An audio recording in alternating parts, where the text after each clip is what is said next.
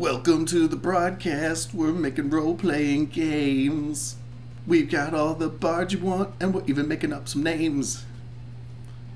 Welcome to Live Free or Die Bard. I'm your host, Jinx.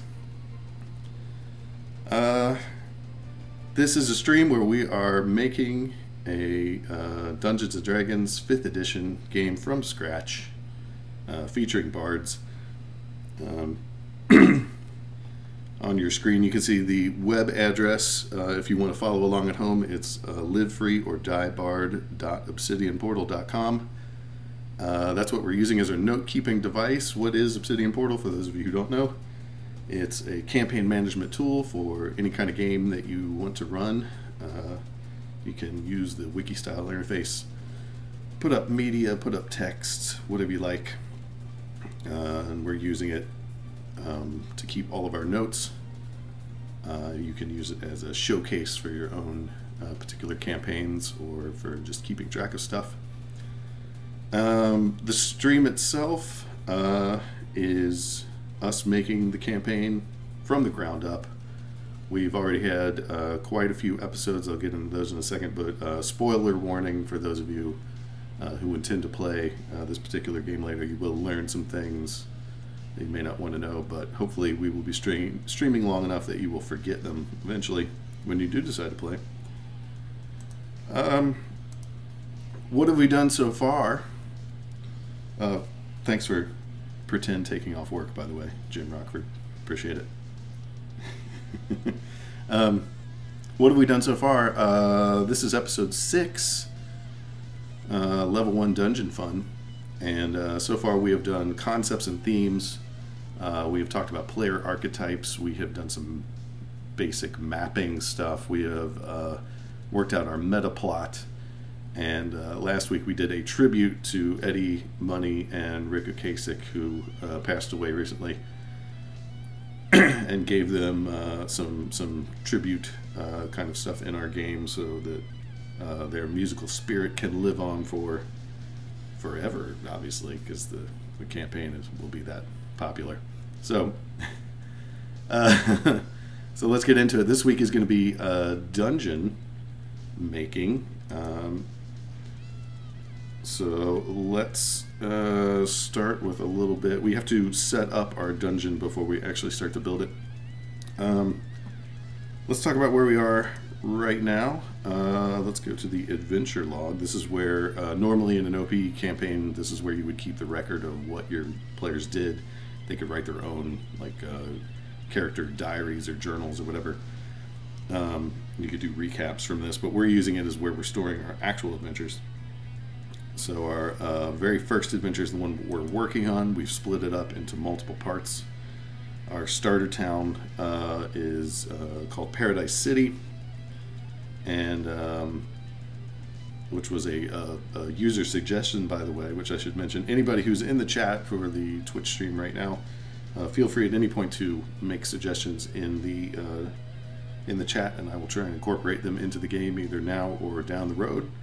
If you're watching this video after the live stream on our YouTube channel, perhaps, you can make comments there, or you can go to the actual webpage on Obsidian Portal and make comments there, and I will try and incorporate your suggestions as best I can. We're looking for musical puns and funny things like that. This is a humor game, so anything you come up with, throw it out there. We'll see what we can do with it. We've split up our first adventure into 4 parts. We're looking at them here. It's Take Me Down to Paradise City, where the characters arrive and see the sights. We've got started on that one last week, where we discovered that criminals are being branded by the clergy.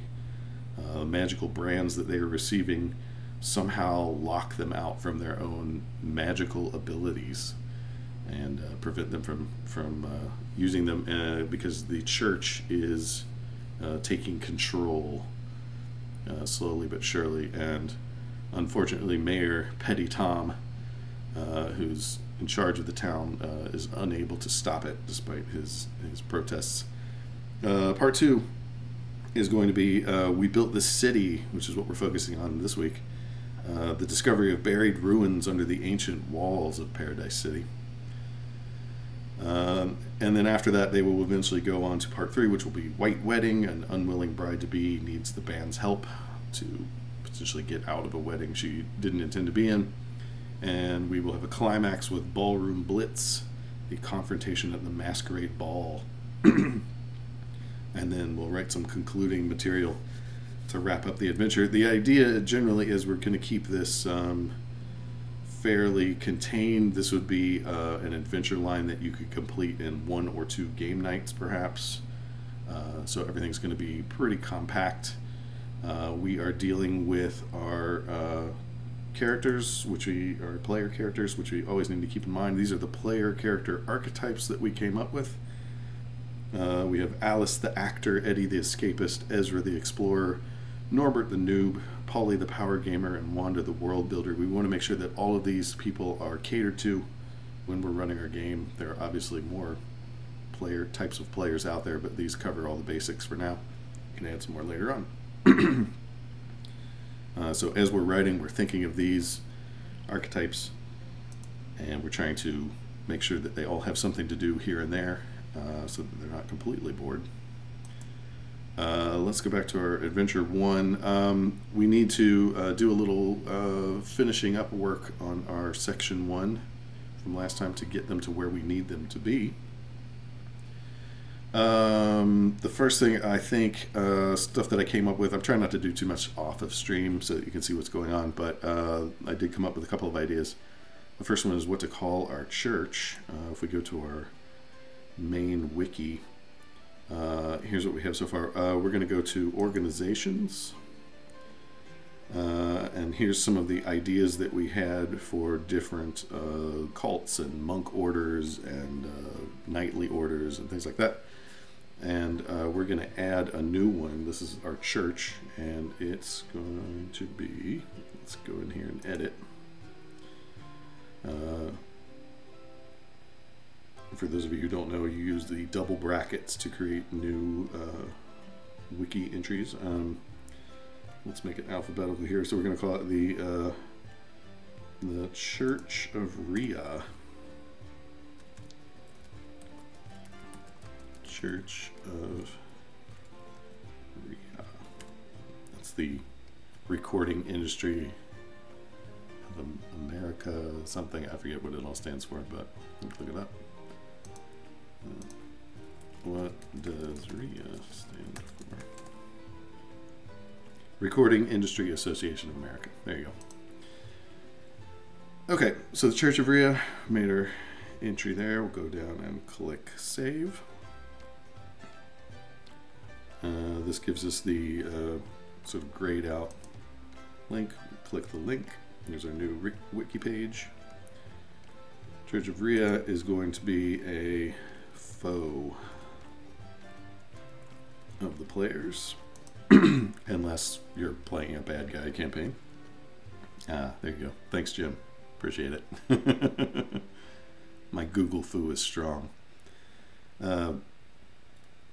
So the Church of Rhea are going to be kind of the organization where our main bad guys dwell, and the players are going to encounter them. Game 1, Episode 1, ready to roll.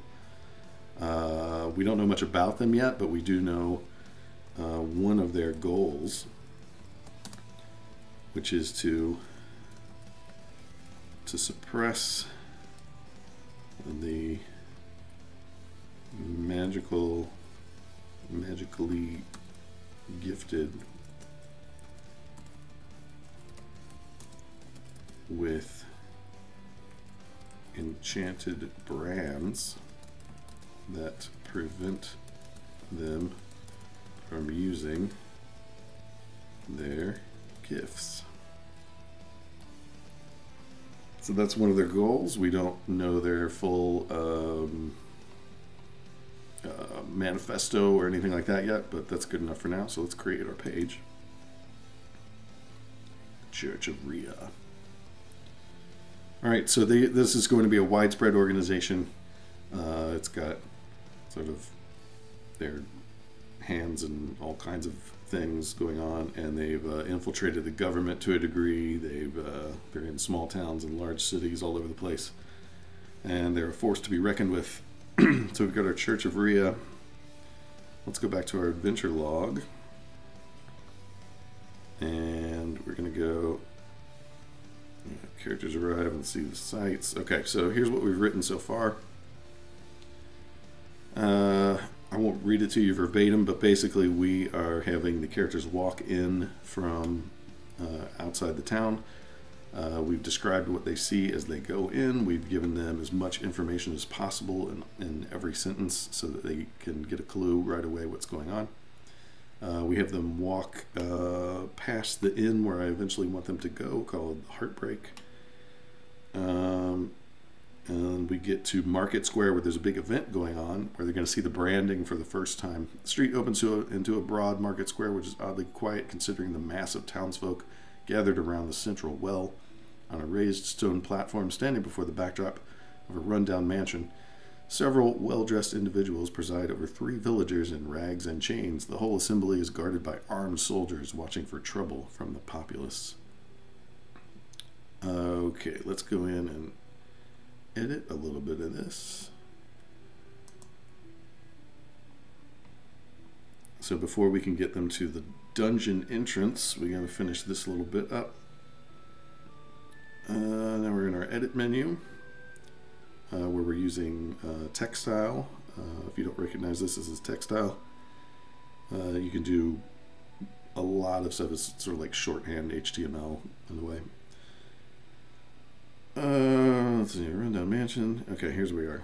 Armed soldiers. Okay, it's guarded by armed soldiers from the Church of Rhea, now that we have a name for it. From, and then we're going to insert a wiki link here, which we could scroll down if we wanted to, or you could use this little bar up here to search. I'm going to use the Church of Rhea, insert it, and what's on the left is your slug. That's the page that you're pointing to. What's on the right is the text that you want to appear. So I wanted to say the Church of Rhea. Watching for trouble from Paris. Good. All right. All right. Right after that, we have a one of the prisoners is the only one making any noise. Is take away this ball and chain. The mayor, which we've already included a link for. This is Mayor Petty Tom. Steps up to give a speech, quietly condemning the actions of the church's representatives and calling for mercy. At this point, we can include our speech here. I'm not going to write it immediately, but we can definitely use some stuff from some of his songs if we wanted to, which I probably will. After that, the religious zealot then brands the 3 prisoners with a mark that glows both black and white for a moment. This is was a user suggestion from a couple weeks ago from the chat. It's the parental guidance brands on music in the 80s. That was a big deal. That's what we're hearkening back to, and the injustice of it all. Even though this is a little more mean, but whatever. So we need to figure out how they're doing the branding, because one of the things that may happen, which is the DM or GM, that's Dungeon Master or Game Master if you're brand new to this stuff, one of the things that the DM is going to need to be aware of is that at any point your players may do something unexpected. So even though I'm writing this expecting them to observe and not interact, they might. So we need to address what happens when they do, or if they ask questions. So what are they branding these people with is the first question. And we're going to make an item for that. So let's go down here and save what we've got so far. And you'll see down here that we have, yes, option if the players try to interfere. Oops, I did it wrong. Let's go back in and fix that.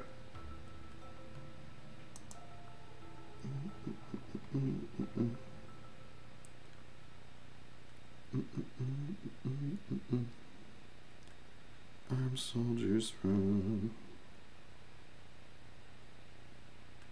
Let's take it out and try it again.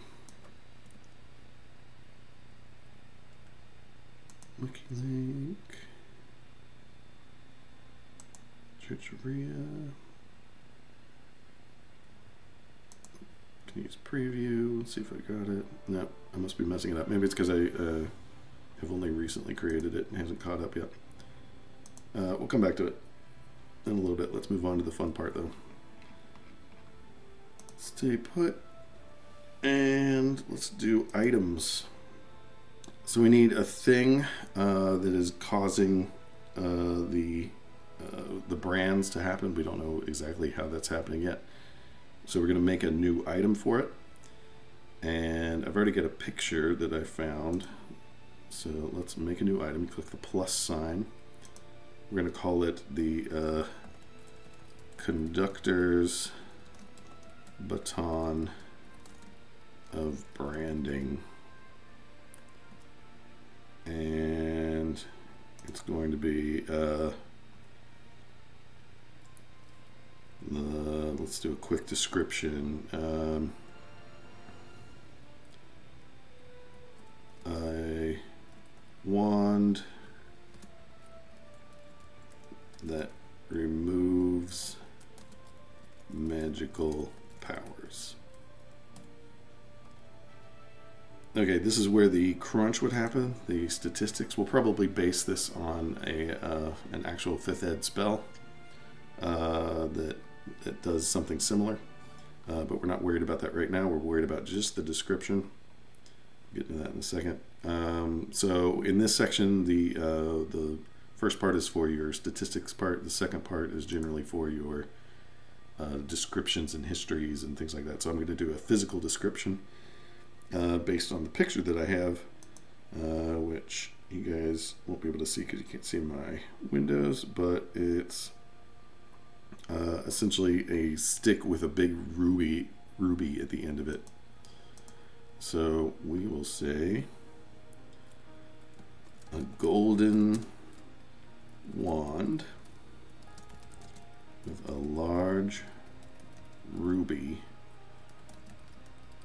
clutched at one end.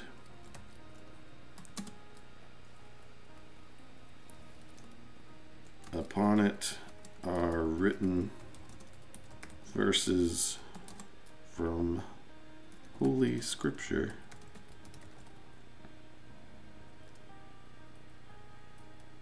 in runes too small to read. When activated,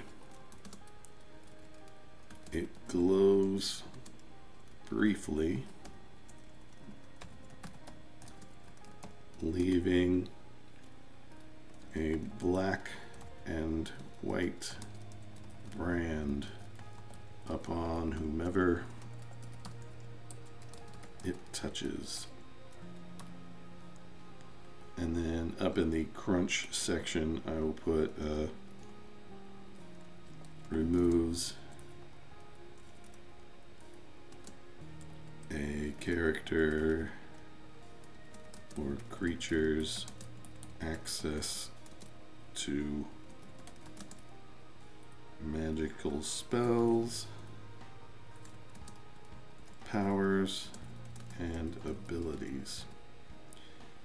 So I do want it to be reversible ultimately, but the players aren't going to know that right away.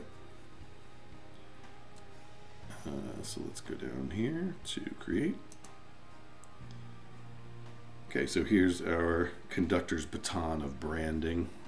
I think the Conductor's Baton implies that they're in control, something like that. So I do have an image that I want to upload, so I go over to the Change Item section, which brings me right back down to where I was.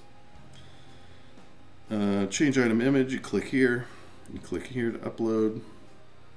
And this is the image that I'm choosing, and it uploads, and then we save. So that's what we're going to use. That's the source of the church's influence on the people. Do what we say, or take away your magic powers. Magic in this world, if you haven't seen other episodes, is based on music and dance primarily. No matter what class you are, there's some component of music or dance or something like that in your magic, so everything is tied around that. That's the theme for the game. Alright, so we've got our Conductor's Baton of Branding, and now that you've made it, you can go back to our adventure log, and if I can do it correctly, we can add that in here so that there's a link.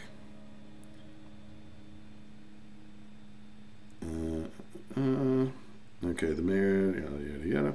Okay, the religious zealot then brands the 3 prisoners with a mark that glows both black and white for a moment. We will put in our link.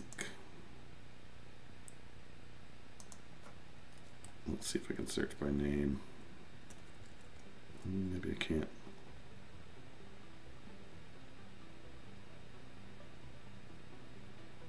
No, I don't think you can put in a link from here. Probably is a way to do it. I just don't know how to do it. You can do character links and wiki links, but not necessarily item links from here. Or there is a way, and I'm just not smart enough to figure it out. So we'll put that in later if we figure it out. But we've made that now. So that's where they're going from now. Let's move on to... Okay, if the players try to interfere, the guards try to delay them long enough for the branding ceremony to occur. Okay, so that's one possibility.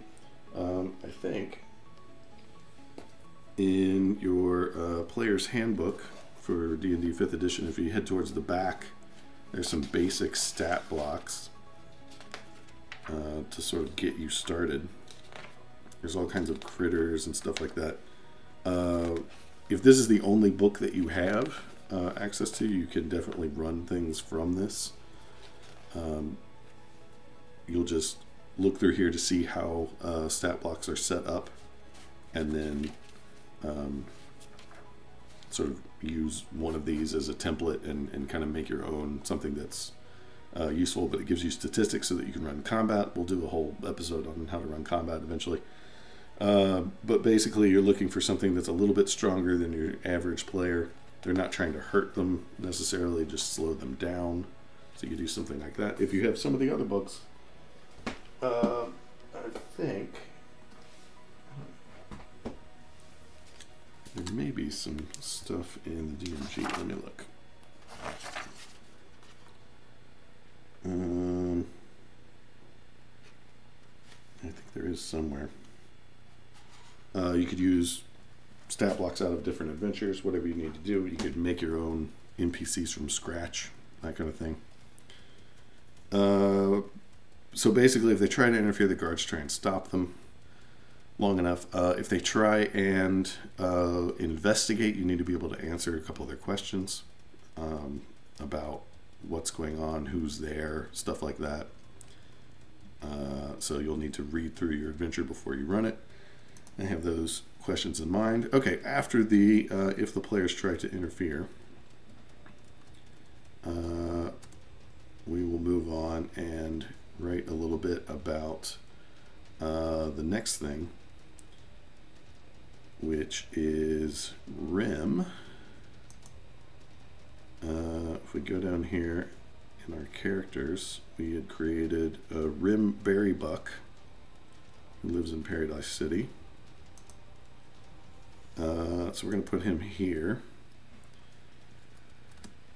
Rim is basically he's the town crazy man.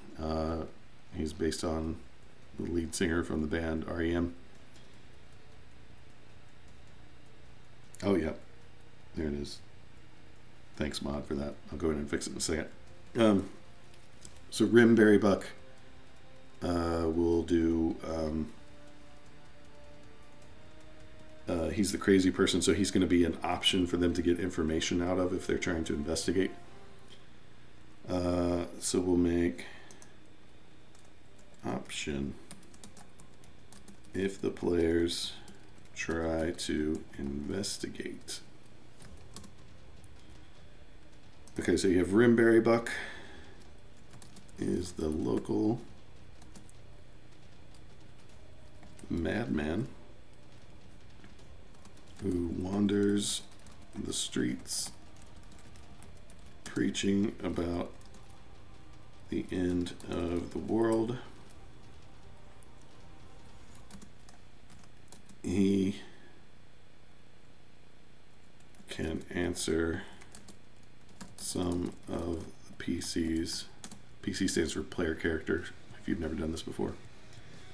He can answer some of the PC's questions, but is easily distracted and has very little useful information. So if you want to, you could give him, at this point, a list of information that he might know. You could do that with a bulleted list or with a numbered list if you want to make it a little easier to read. So let's give him a little bit of information now. So in textile, that's an asterisk space, and that gives you your first bullet. Haven't I said enough? It would just, you could just do anything with this stuff. It's great. Okay, so what is he going to know? So what he knows is the Church of Rhea has been branding people who speak out against them for several months.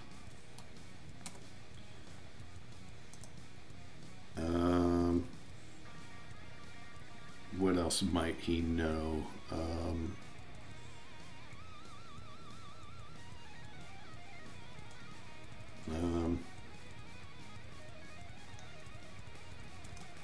The end of the world as we know it is upon us, but he feels fine.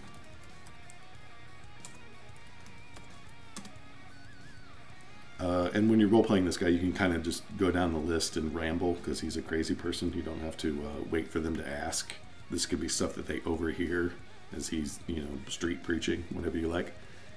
What else do they need to know right off the top? We can add stuff later. Or you can turn this into a random list, like roll a six-sided die, make it 1 through 6, give them some random stuff. Whenever they encounter them, they get something new. You can do, let's see, some random rumor, perhaps, like give them a red herring, maybe,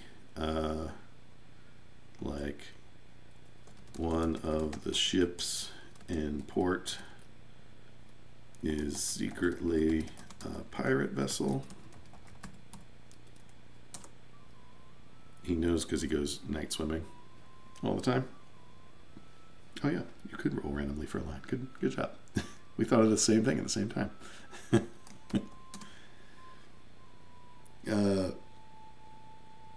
Yeah, you could do random. You could do a random roll for song lyrics that he just espouses. That would be funny. That's good. Well, I'll work on that in the interim before next game. See if we can get that worked out. That'd be funny.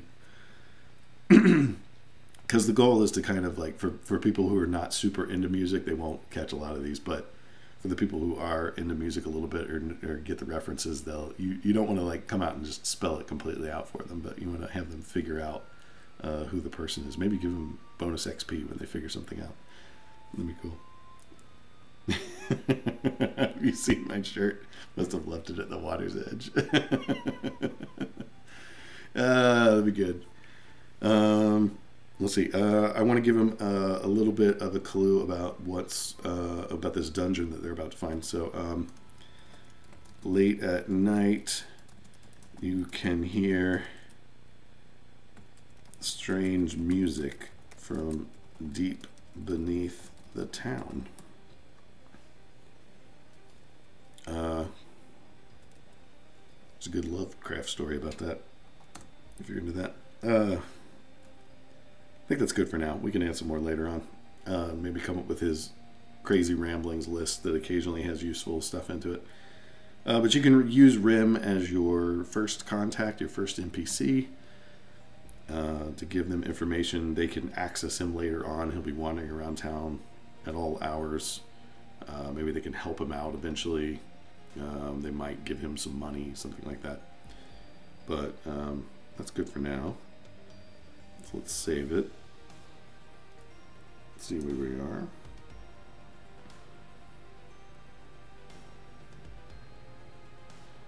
Oh yeah, I forgot to fix the conductor baton thing.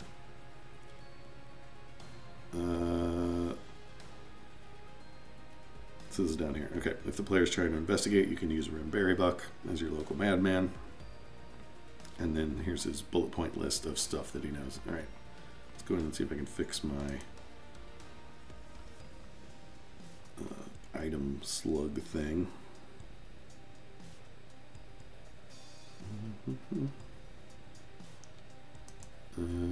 So let's put it here. I'm going to copy what the mod said in chat. So, sorry, I did my brackets. Conductors. Baton of branding. And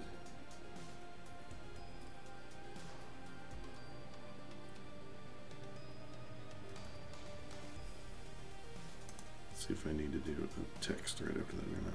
Yeah, I'll do text right after. Okay. Close this. And you do bar. Conductors. Baton of branding.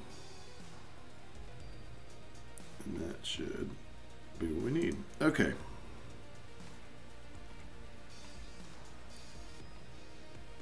Yep. There you go. And then in theory that will go eventually to the thing that we needed to go to, the wiki page, where we can link to it. All right. Let's do, yes, this is a homebrew creation, Blue Box. We're making it from scratch. We're working on our Adventure 1. We're getting them to the dungeon we need them to be in. The PCs, that is. So let's say that we need another character to hook them into where our first dungeon is going to be. So if you remember in our map section, let's go over here to our Paradise City map. If we scroll over here, as they're coming in, we have them pass in their description as they're going down. We should make this Penny Lane. It's so obvious. Why didn't I think of that? Let me bring up my, so you can see my paint program.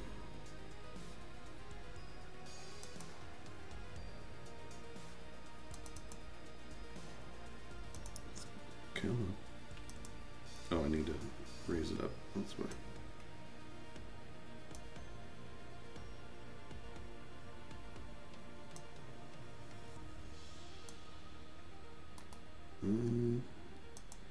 Oh, I bet it's because I've recently updated. There it is. Okay. Here's my paint program. This is just paint.net. I use as many freeware things as possible. Currently creating my own world and campaigns on World Animal. Cool.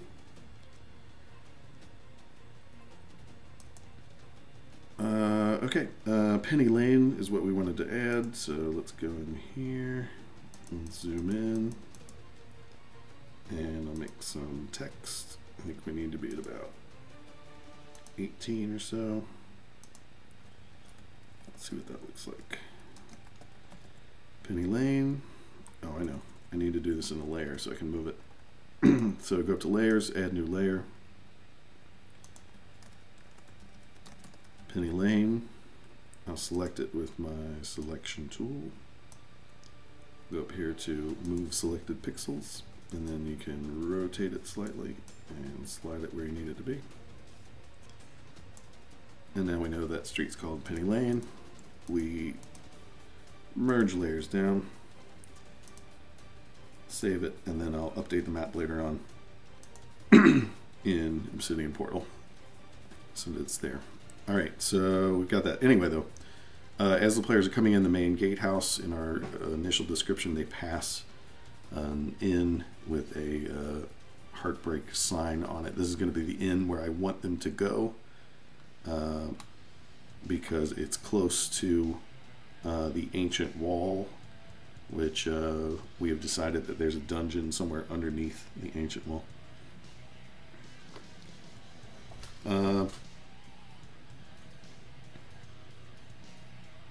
So the Heartbreak Inn, we need an innkeeper for that. So let's put this guy away and go back to OP. Let's make a new character. I think the Heartbreak Inn should be run by Priscilla. We'll make her tag an innkeeper. You press tab to edit. For those of you who haven't seen the character portion of OP yet, when you're making a new character, you can do names. This gender thing over here is for masculine or feminine names when you're using the random name generator. You can do tags. You can make it a player character, or if you leave this unchecked, it's a non-player character. Give her a quick description. We'll call her a sad-faced innkeeper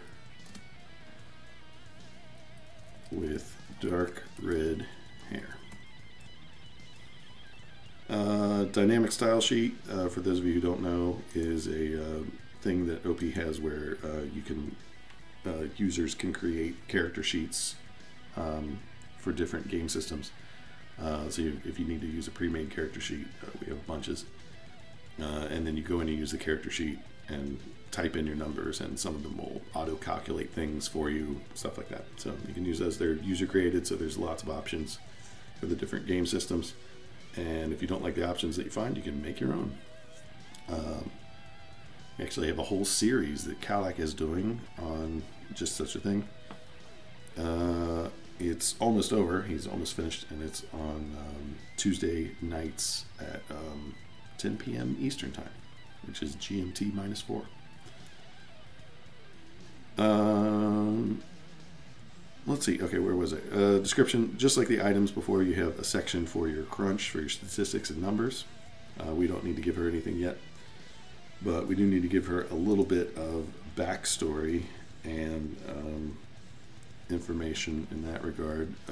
So let's talk about Priscilla and her in Blue Box. Do I stream my campaigns? Eventually, when this one is finished, I'm going to be streaming, hopefully with some friends, and we can play through the stream. I might also try and recruit some online people and try some online DMing for a different group at some point. Don't know. Thanks, Jim. Love you too, man. Have a good one. Work hard or not. I don't care. Yeah, the Pathfinder D&D mix sounds kind of cool. Oh, thanks.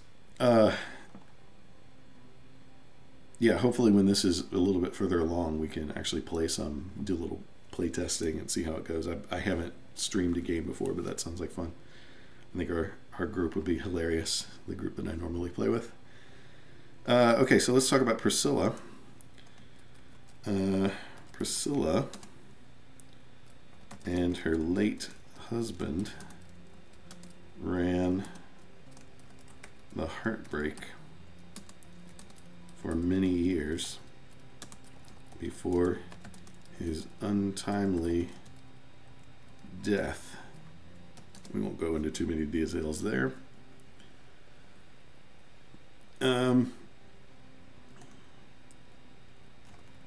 She labors on in his memory, but the recent interference. Wait, the recent atrocities committed by the church have brought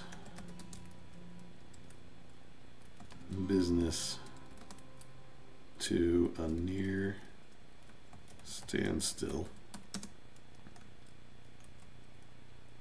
She is struggling to keep the doors of her inn open.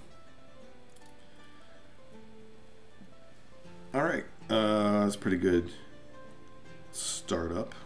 You don't always need a ton of information, especially at this stage. I did find a portrait for her.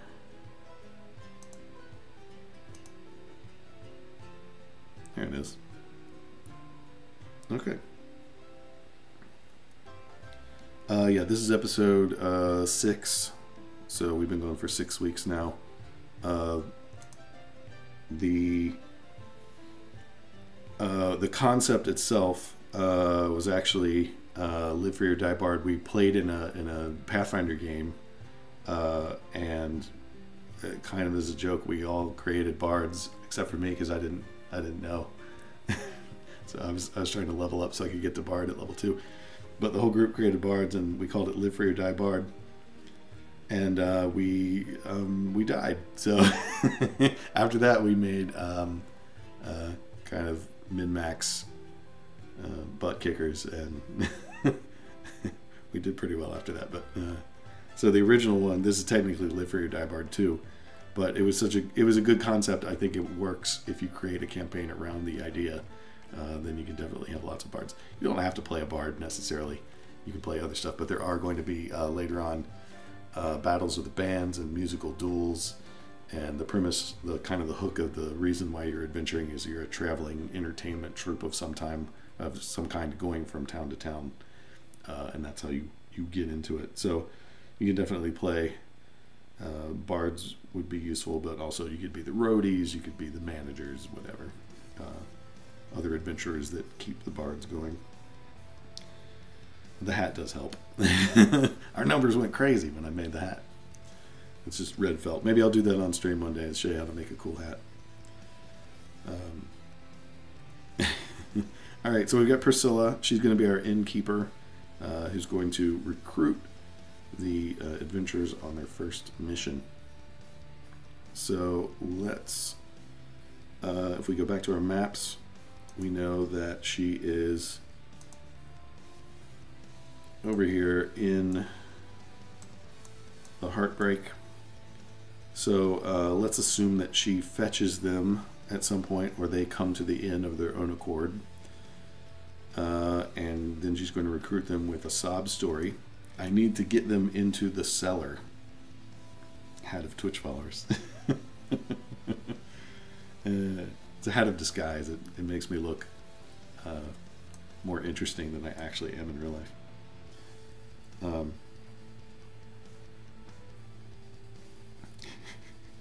Can't read the chat fast enough. Too much pixie dust. That's good. I like that. Maybe they'll find a memorial toilet in the Heartbreak Inn that was where the husband, the unnamed husband, who we all know who he is, passed away.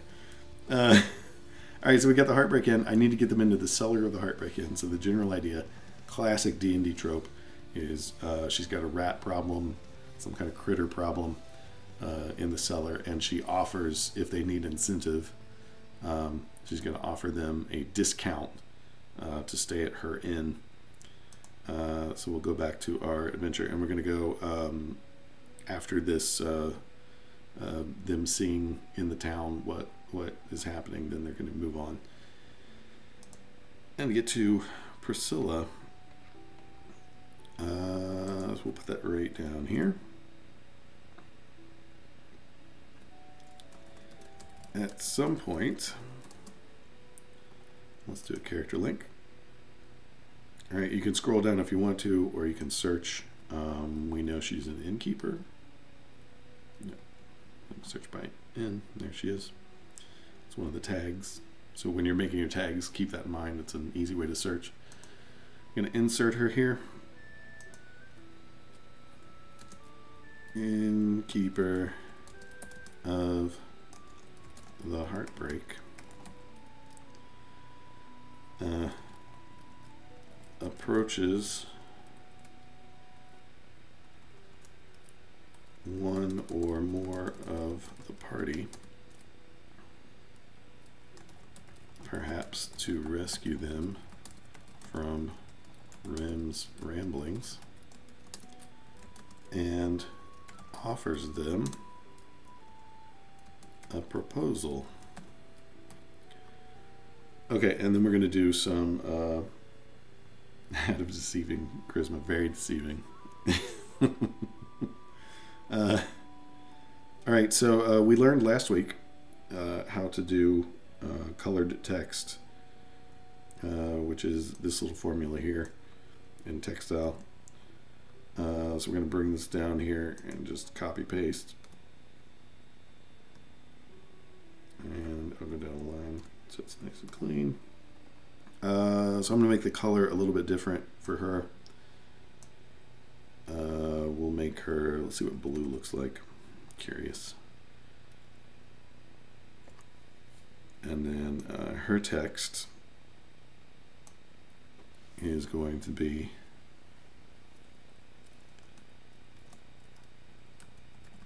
y'all look like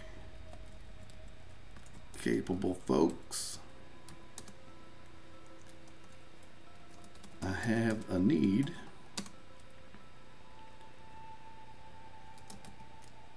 for someone to chase down some rats in my cellar.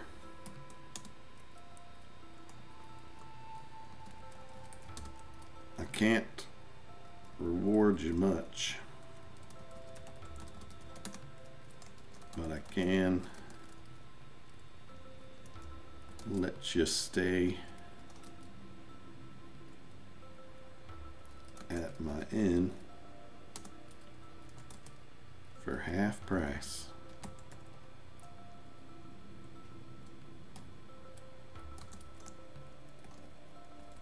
Food's on me.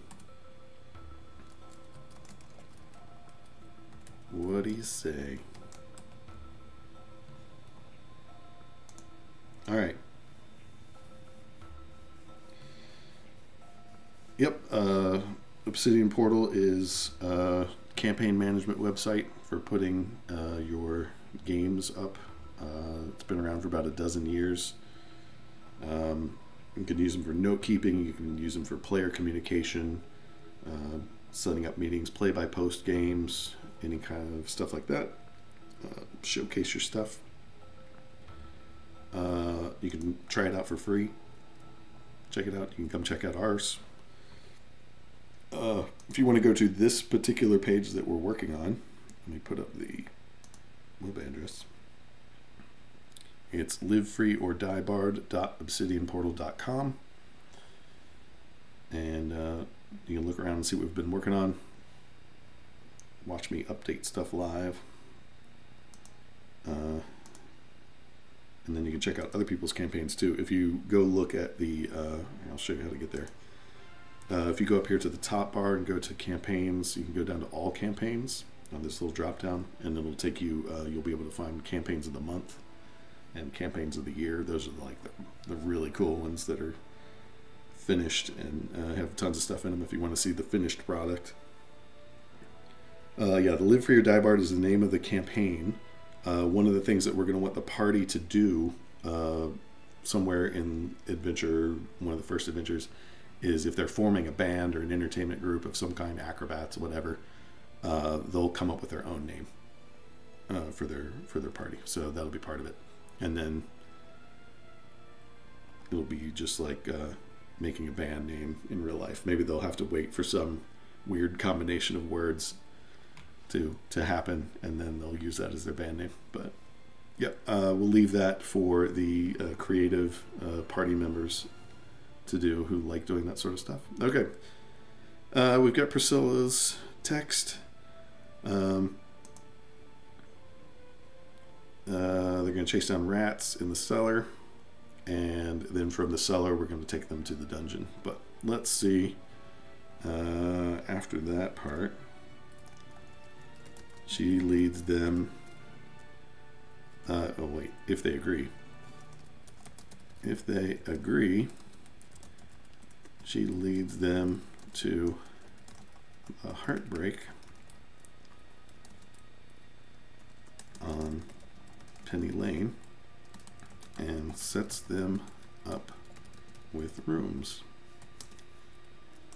If they are reluctant, she will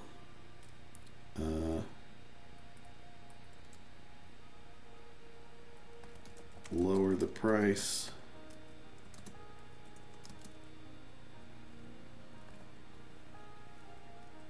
or, let's say, all the way down to free. She is desperate.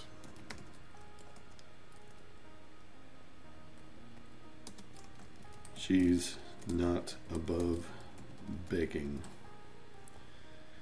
Okay, and then after that, they're going to go to the heartbreak, hopefully. If they don't,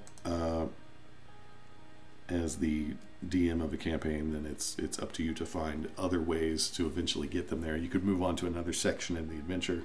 In the time being, you could let them investigate more of the church's branding ritual kind of stuff. Oh, thanks. Thanks to the auto host. Appreciate that.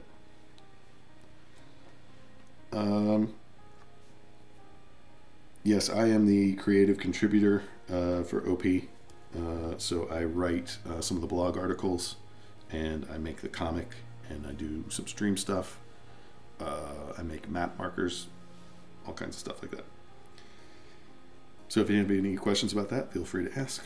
Let's see what else. All right, so there's our blue text, so it pops out. So the basic idea is you'll be reading down through the adventure. You get to this point, you need to know what Priscilla looks like. You bring up her stuff, whatever you need to know from her. You can put in reminders about how to do her voice. I was doing what I think Priscilla Presley would sound like, but I don't actually know. And then you have down here where your color text is when they're talking. You can do different colors for different people if you have them talking at the same time. And then put in any links that you need to get to stuff. Okay, so they go to the heartbreak. All right, let's go back to our, let's see, what else do we need? I wanted to use that idea. Yeah, she's down here in our NPCs, by the way. The players are up here at the top.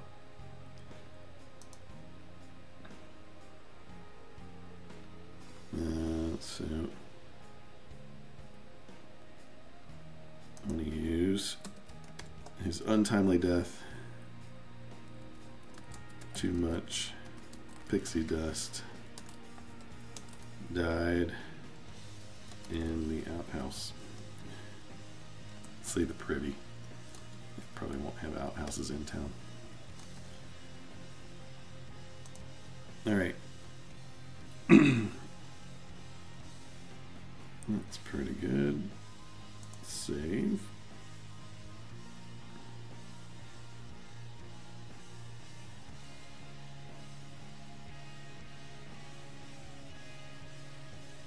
Oh yeah. Separation of NPCs and PCs can be toggled on and off in the settings if you want it to be all in one grouping. Yeah, there's lots of customization stuff you can do, which we'll sort of do as we need to. All right, so we got Priscilla. She's offering them a place to stay. So let's check out our map and get an idea of what we're looking at here. Let's back out a little bit. Okay, so here's our map so far. We got a couple map markers for different things. Iron Man's smithy, Alice the Cooper, the Aerosmith, and then down here was Marilyn's mansion, and then some other things that we've drawn on the actual map. So as we zoom in, here's our Heartbreak Inn. So it's up near the gatehouse and the wall. It's got a sort of trapezoidal shape here, which would be fairly common for a kind of medieval building. They're not going to be perfectly square. It's going to be tightly packed. We've already determined that the town is has got a wall because it's protected from some kind of critters that live outside that they don't want to get in. So we're going to use this basic shape, and we're going to describe what they find when they get to the Heartbreak Inn, and then describe what they find when they get to the cellar of the Heartbreak Inn. So we will, let's go ahead and make a wiki entry for the Heartbreak. So we've got the Kingdom of Calliope, which is our kingdom that we're in. Cities, towns, and villages is down here.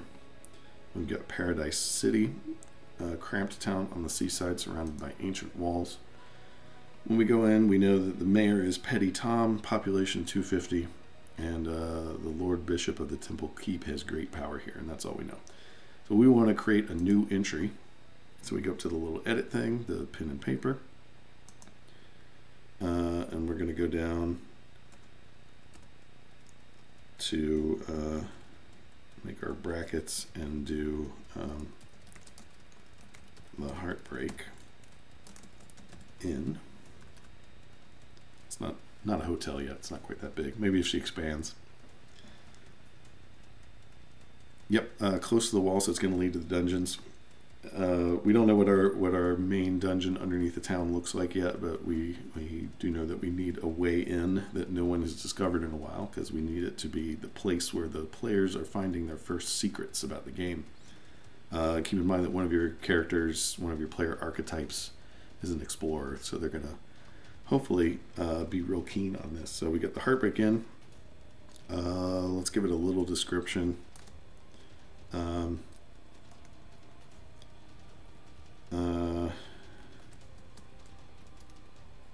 large inn that's fallen on hard times.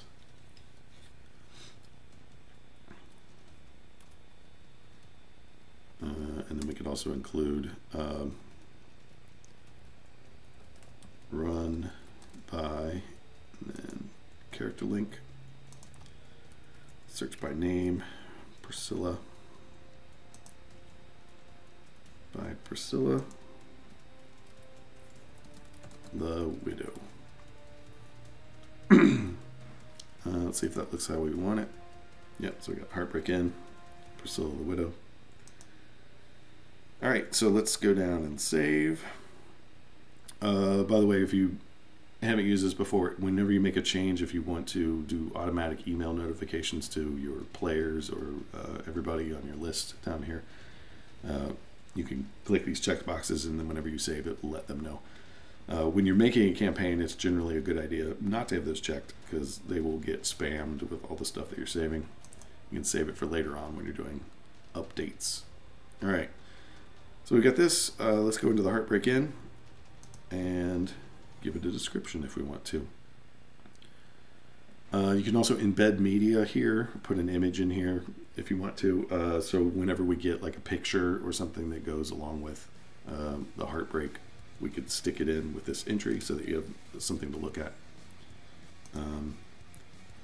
So let's give it a tag of inn, because I have a feeling that as traveling performers, they're going to run into a lot of inns. They may want to be able to search for that later on. Okay, so we've got the Heartbreak. So let's think about as they're approaching. The flaking paint on the sign above the door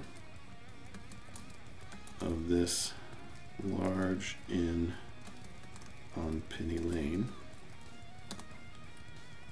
shows a faded, broken heart that may, oh wait, faded, broken heart. The entrance is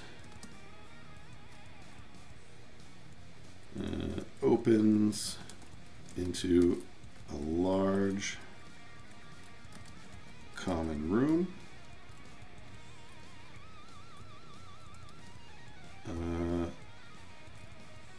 That is surrounded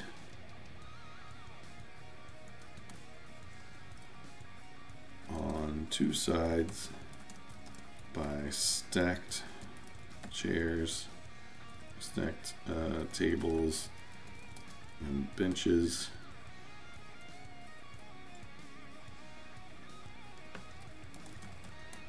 Some of which are covered in a layer of dust. The fireplace is let's see, the fireplace is stained with the ash of many cook fires and something savory is bubbling away in a cauldron.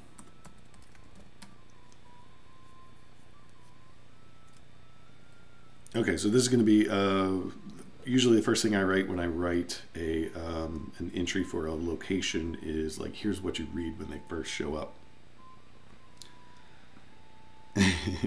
Yeah, we decided last week that we'll probably use Hotel California later on in the campaign when we do a horror section, because it's, according to the song, they get trapped inside, and that seems like a fun time, getting trapped inside a building that's haunted. Yeah, what could go wrong? All right, so we got, as they enter, here's what they see. Let's also describe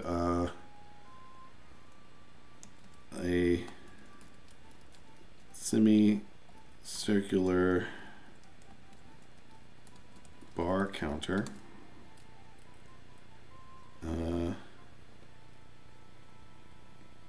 Is stacked with relatively clean plates and tankards, but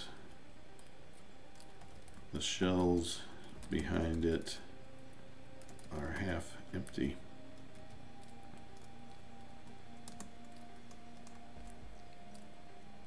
A staircase covered in blue suede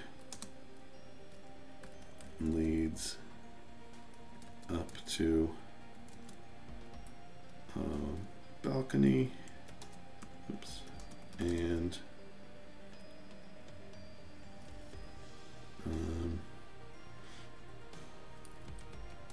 many rooms above. We need to describe that it's trapezoidal too. Into a large, long common room.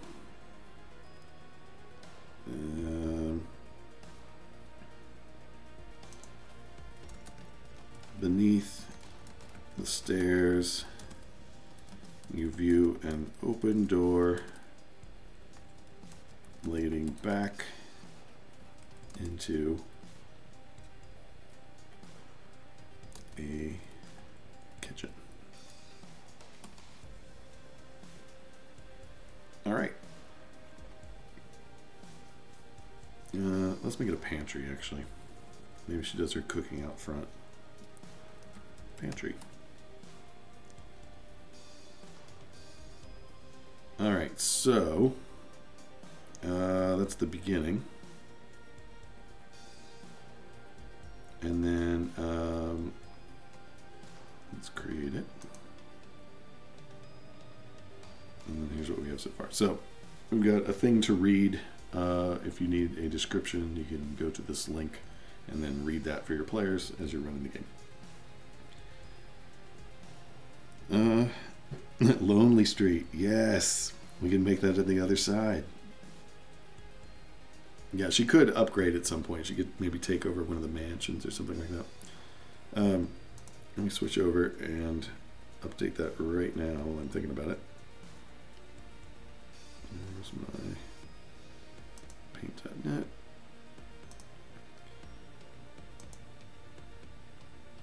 Maybe we could make this little alley right here. Lonely Street. Let's zoom in. Do new layer. And some text. We'll need to make it a little smaller. Let's see what 10 point looks like.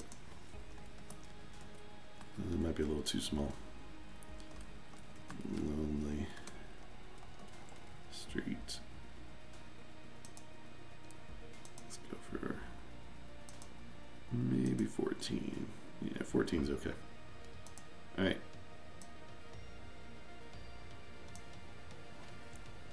Lonely Street.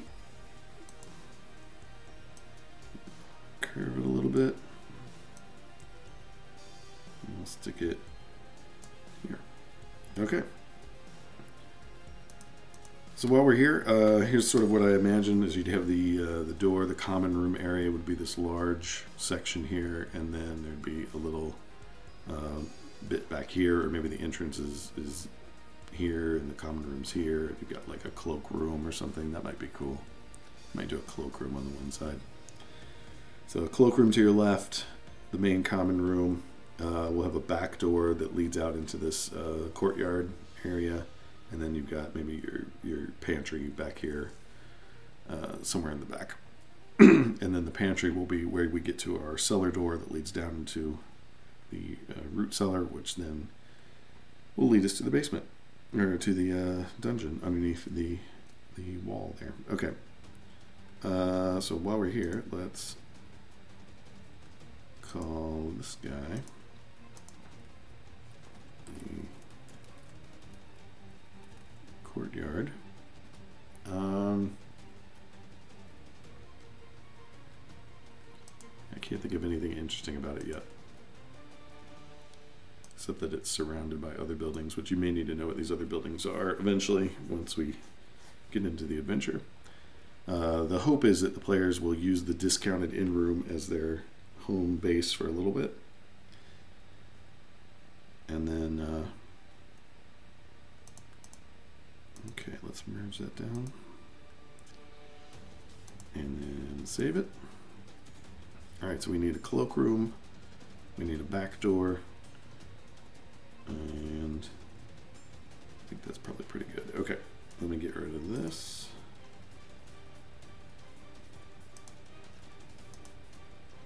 All right, let's go back in and add a little bit more.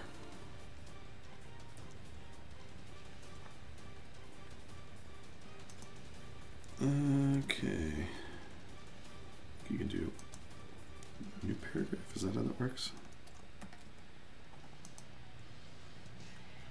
And it just puts it down there. Don't know all my textile by heart, but okay, so our next section, we can clean it up later. There is a song called Courtyard by Bobby Gentry. How about that? There's a song called Everything if you really start digging. It gets a little goofy. Like, I'm thinking later on, whenever I feel like there's a section with not enough musical references, I'll go do some Googling and try and shove some extra ones in there. Okay, so we need a cloakroom on the left. Entrance opens into a large, long common room surrounded on two sides by stacked tables and benches, some of which are covered in a layer of dust. We'll put it over here. To your left is an empty cloakroom. The fireplace in the main chamber is stained with ash, yada yada yada. Semicircular bar counter stacked with staircase covered in blue suede leads up to the balcony, many rooms above. Beneath the stairs, view an open door leading back into a pantry. And a door to the open courtyard behind the building.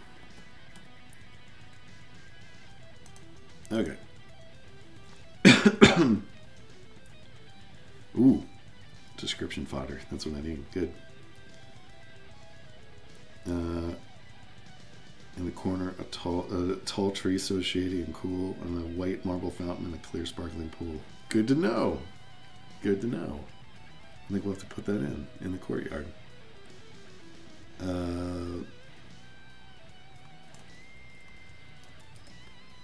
Courtyard.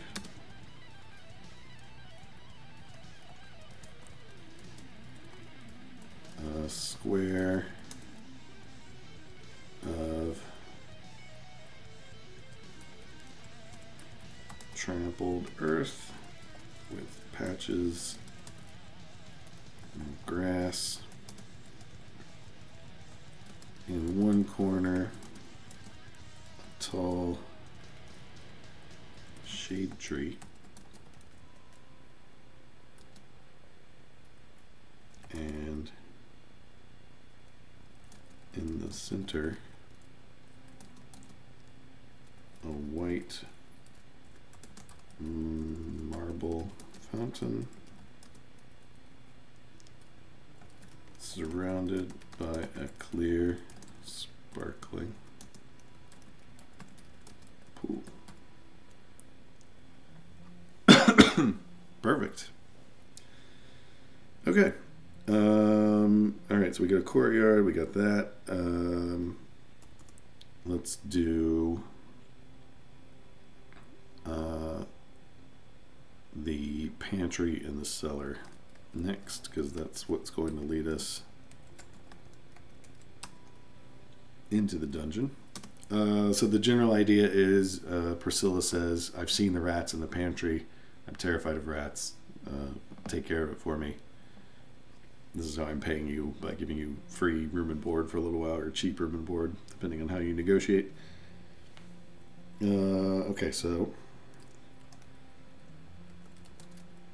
the pantry is a small space stacked floor to ceiling with shelves, baskets, barrels, crates, and kegs. Many of them noticeably empty.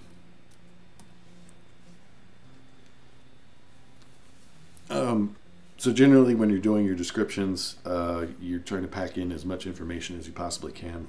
So we're re-emphasizing the fact that this lady is not doing well financially in pretty much every sentence that can contain some version of that. So you got flaking paint, you get faded images, you've got the stacked tables and benches indicate that they are not often in use. Dust, empty cloakroom, no one's staying here. She's still cooking, but for who? Relatively clean plates and tankards. She's trying, but she just can't quite get it there on her own. Shelves behind it half empty, and so on and so forth. Like, everything is re-emphasizing the same general idea, because the only way you have to give this lady's backstory without her just talking about it is through your descriptions of the room that she occupies. Okay, so we know the pantry is a small space. We need to indicate rat droppings in the corners seem larger than normal. All right. Now we need a door to the cellar. So a large oak trapdoor with a metal ring. This is classic D&D.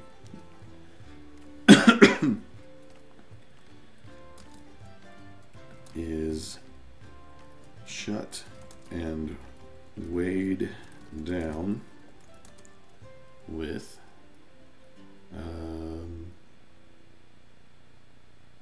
what's something okay, with a stack of bricks.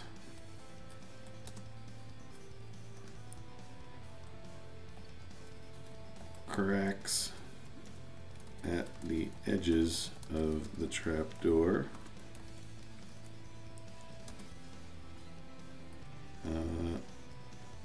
Show a tuft of coarse fur tangled there. Okay, so she's tried to close off the source of the rats. She is not having any luck. They're squeezing out of the cracks. And that's what will hopefully give them the clue for your investigator character to be like, oh, rats must be coming from down here. This is level 1, so we don't want to make anything too complicated yet. We're just leading people slowly into the idea and training them as we go. Keep in mind that some of your people may be brand new to role-playing. They might be unaware of what they can do in general. All right. Okay, so here's our description so far. And then eventually they're going to go down into the cellar. We need a description for what the cellar looks like. And then we're going to have our first encounter down there, which is going to be rats. And I'll talk about that in a minute. But let's do... so that was the pantry. Let's do a separate thing for the cellar. If they go down there. Cellar. Beneath the oak trapdoor is a musty cellar of stacked stone and bare earth. It reeks of animal stink and rotting food, of which, oh wait, no, stinks of rotting food. Everything stored down here that isn't in a sealed jar has been noticeably nibbled by something with large teeth.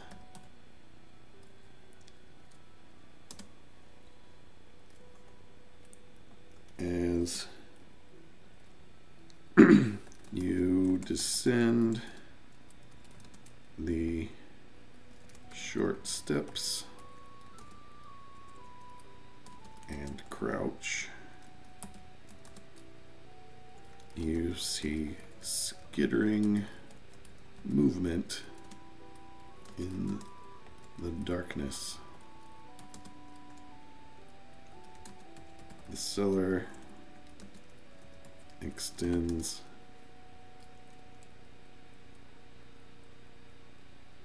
halfway across the, you spell breadth of the oblong inn. Okay. We should mention something about light down here, since this is the first place that they're going to have light issues. Whenever you're starting dungeon design, that's one of the, you can think about light and water and architecture a little bit more than normal. So let's talk about light.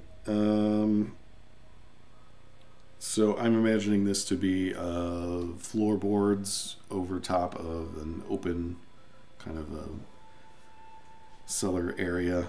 So we're going to have a little bit of light coming down from the gaps in the floorboards above. So skittering movement in the darkness.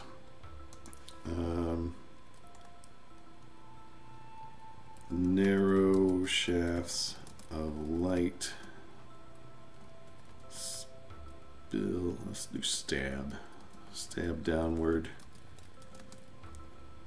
from small gaps in the floorboards above. Okay. So this is the first room where your description starts to really matter, because there might be a fight here. And in 5th Ed D&D and all the editions of D&D, tactical combat is kind of built into the game. So we've described it. We know its general sort of dimensions. It's big enough to have a big fight in. We know that they have to crouch. It seems cramped. We know it's mostly dark, except where there's little shafts of light here and there, so they're not totally blind, but at the same time they can't see everything that's going on. There's stuff in here that they can use. They know that there is food storage down here. Rotting food is down here, and then there's stuff in jars. And you don't really have to go much further beyond that. But some of your players may be wanting to use some of the stuff that's down there, or steal it, or whatever. So you need to have all that ready. Okay. So what are we calling these guys? These are, I'm calling this particular encounter, we'll do it, combat rats. Round and round. Okay. For this particular combat, we're theming it a little bit. You can just do, when you're ready to do a monster encounter, just say, you see some monsters, roll initiative, start a fight. I like to have a little something going on that makes it more than just that. In this particular one, as they approach into the cellar, they will trigger the rats. The rats will, they don't really want to be next to people, but they are kind of in some ways cornered, and when they get cornered, they will fight. So let's see if we have any stats that will help us. In your regular player's handbook, you have some critter stats in the back, and we happen to have rat. I'll show you what this looks like on the webcam if I can get it to autofocus correctly. This will not be great, but if you're following along with a book at home, we're looking at page 309 in the back of the 5th edition Player's Handbook for Dungeons & Dragons with the rat entry. If you haven't looked at one of these before, it tells you what kind of a critter that a rat is. A tiny beast, unaligned. We're gonna upgrade them and make them a little more than tiny, because these guys have been feasting for a while. They have an armor class 10. That's generally the number that you're trying to hit when you're making a dice roll for your attack. These rats have a hit point of 1, So you do any kind of damage to them and they die. They have a speed of 20 feet, which is a little bit slower than a normal person. It has their various stats, their strength, dexterity, constitution, intelligence, wisdom, and charisma. All are very low. Dexterity and wisdom are average. They have senses of dark vision, so they're fine in the dark. And they have a passive perception score, so you don't even have to roll for what they notice if it's 10 or below. They don't speak any languages. They are challenge 0 and give 10 experience points apiece. And then special abilities, they have keen smell. The rat has advantage on any wisdom perception checks that rely on smell. And they also have a bite attack as their action. That's the only thing they really do is a bite attack. So we're going to use this as our basis for our overgrown rats, rat with an extra T. And also these rats are a little more daring than normal.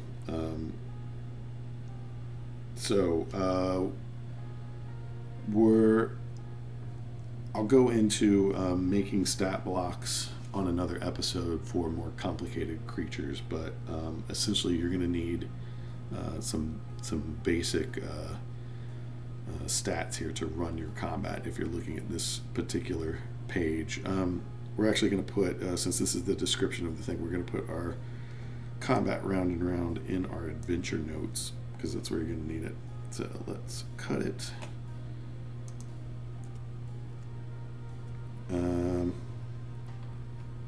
We'll go down and save this wiki entry. So there's our Heartbreak Inn.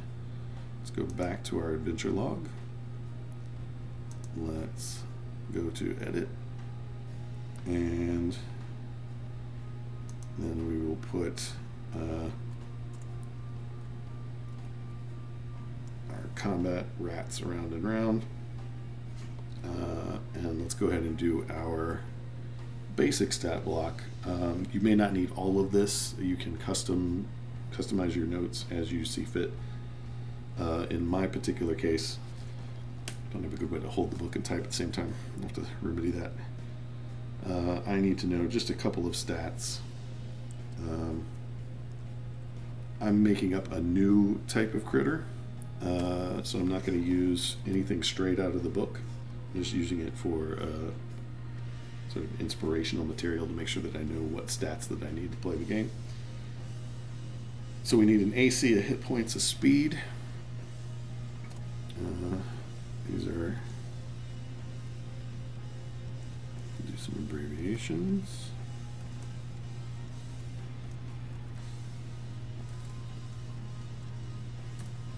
I don't really need necessarily much else other than their attack roll and their experience and their special powers. So I think hitting them is going to be pretty similar to hitting sort of a regular rat. Maybe they're a little bit bigger, so maybe they're a little easier to hit. So I'll lower the AC a little bit. From a 10 to a 9. AC is armor class, if I didn't mention that earlier. Hit points, these guys are a little bit beefier than regular rats, so I'm going to give them 3 hit points instead of 1. Speed of 20, that seems about right. 20 feet. And then we can move on to, let's do, yeah, we're going to keep most of the rest of it the same, except we'll increase their challenge rating. So let's do, I'm going to put the book down for a second while I do this.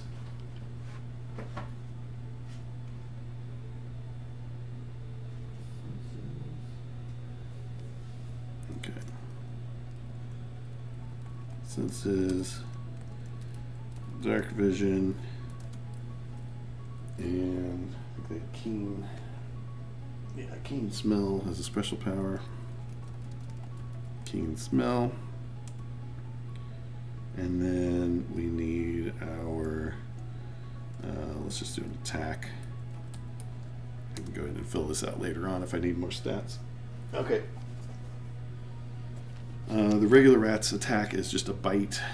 It's a melee weapon attack. In D&D you have melee and ranged and spell attacks. Melee is the one where you're up close and personal hitting them with something.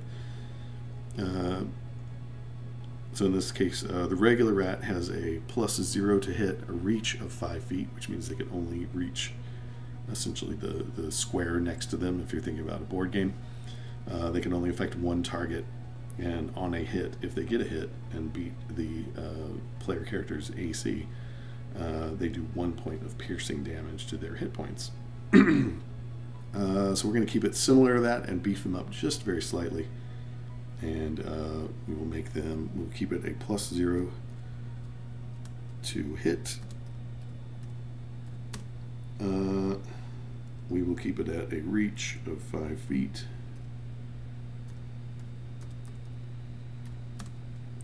And comma.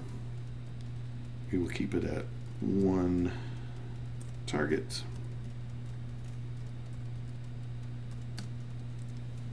And on a hit, we will have them do, I think, just the one.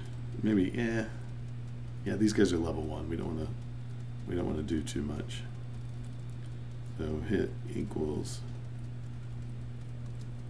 1 piercing damage. So let's spell it out. Damage. Okay. If you've never run D&D combat before, basically you're rolling a 20-sided die, adding some modifiers to that and comparing it to a target number to see if you have hit, and then you deal damage. There's some other rules within that too, but we'll go over all that in another episode for complicated combats.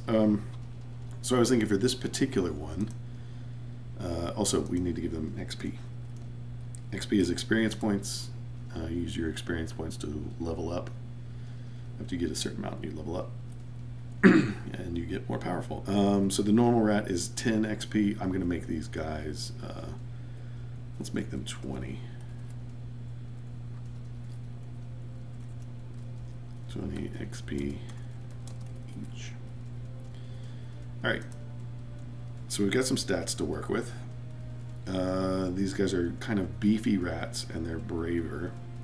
So let's set up the scenario of them in this particular situation. These overfed rats are, let's say, are larger than normal and will defend their bountiful food supply with much more vigor than the average vermin.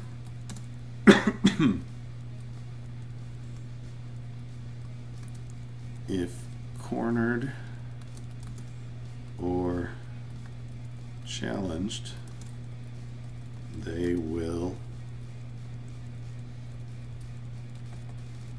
hiss, rush forward, and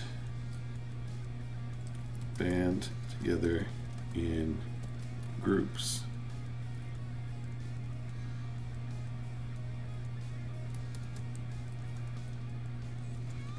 to attack. All right.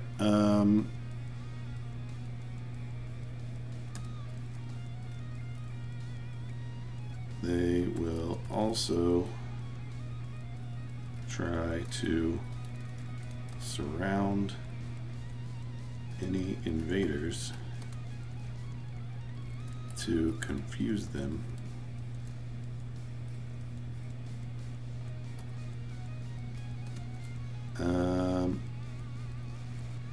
And now we need to work on how many are going to be in here band together. Yep. So we don't know how many players we have in a typical game. When you're writing adventures, you may have an idea of how many players that you're going to start with. In this one, we don't we have 6 player archetypes, but we could have anywhere from, I don't know, 2 players to 12 players. It might be anything when we're running this adventure. So we're going to set the number of creatures that appear based on the number of players that we have. So how many rats are in this cellar? Normally speaking, a rat is not a huge challenge. These are challenge level 0, so you can stack a few of them together, and that will be a sufficient challenge for a level 1 character. So these guys are pretty weak. So we're going to say there's going to be about 3 rats per player, and they're not all going to attack at the same time. So there are 3 times as many rats as there are players.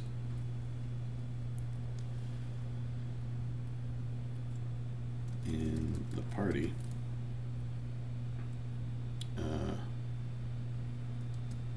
And only half of that number will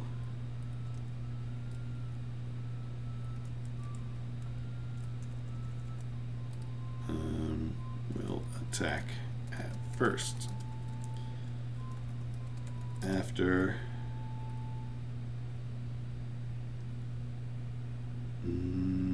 let's say 3 rounds of combat, the rest of the rats will decide whether or not to join in based on how deadly it seems to be. Okay, and you as the DM can decide what the second half of the rats do. You can have them lurking in the corners. You can have them sort of watching things, staying back, being too nervous about going in. If it looks like the players are winning easily, then the rest of the rats run away, and they've been defeated. If it looks like that the players are starting to lose and the rats are winning, maybe the other rats start to join in gingerly, and then you as the DM can determine whether or not that's a good idea. Because if you're going to total party wipe in room number 1 of your dungeon, that's probably not a good plan. But so this will give the DM some leeway of how to decide how dangerous to make this particular combat.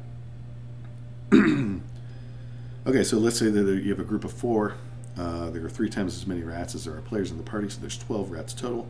6 of them attack first, so you have 6 on 4.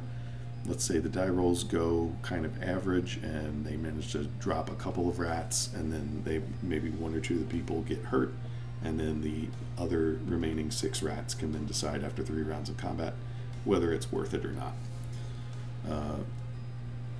So that's generally how I think we should do this first one, to keep it kind of safe, but also make it a little bit challenging.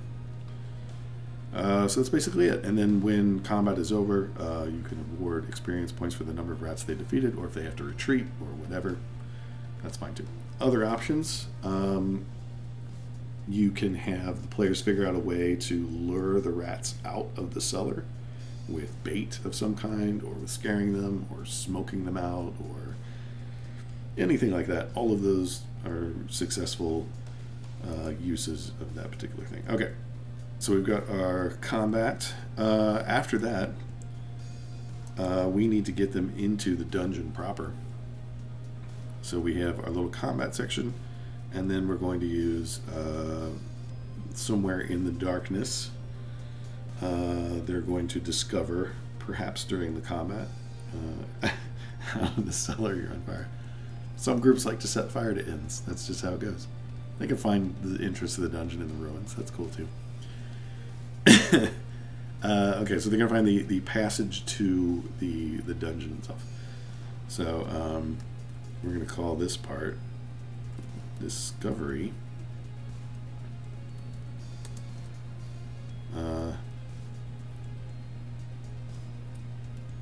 Broken wall. Okay, and now we're going to talk about a skill test. Um, so go to the skills chapter of our book here. The section. I can find it. There's ability scores and customization. It's easy if I just do this.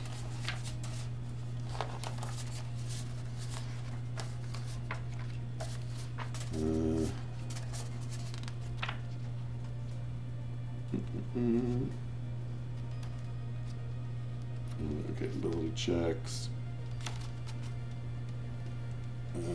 173 and 4.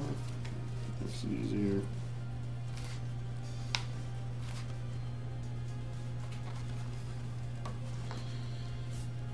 Okay. So when you're down here, the skills section starts on page 174 of your players, if you're not familiar with it. So your ability scores cover a broad range of capabilities. Skill represents a specific aspect of an ability score, and an individual's proficiency in that skill demonstrates a focus on that aspect. So you don't need to know all that stuff if you're brand new playing. Just know that at this point we're trying to do some skill checks. So looking through the some of the list of possible skills that they might have, perception and insight are the ones that we want to think about. Also investigation might come into play here. So let's go over and check out some of those particular ones. History might be useful later too. Okay, so there's different kinds of ways to look for stuff. Investigation, when you look around for clues and make deductions based on those clues, you make an intelligence investigation check. So you're basically rolling a d20 and adding some modifiers, and you're trying to hit a certain target number or above to get the location of a hidden object, discern from the appearance of a wound what kind of weapon dealt it, determine the weakest point in a tunnel that could cause it to collapse, etc., etc. Some of the other things that might be useful. Let's see, insight in this one is intentions of a creature. That's not what we want. Although you could use that on the rats, I suppose. Perception's the other one, though. Your wisdom perception check lets you spot, hear, or otherwise detect the presence of something. It measures your general awareness of your surroundings and the keenness of your senses. So I think either one of these skills would be appropriate for finding a hidden entrance to a dungeon. So we're going to make that what you do in this general area. If the character is any kind of like architectural knowledge of some kind, that might also be somehow useful. But we want them to find the entrance, so we want to make this a check that is viable. So at this point, we're going to have them do either an investigation or a perception check. So, discovery of the broken wall. I'm going to write this thusly: investigation or perception. And then my target number, my difficulty is going to be, I'm going to make it a 5 because I want them to succeed. DC 5. And then we're going to write what they find when they do that. You find a collapsed section of stonework in the, let's see, was it northern? Yeah, generally northern. And the northern wall of the cellar.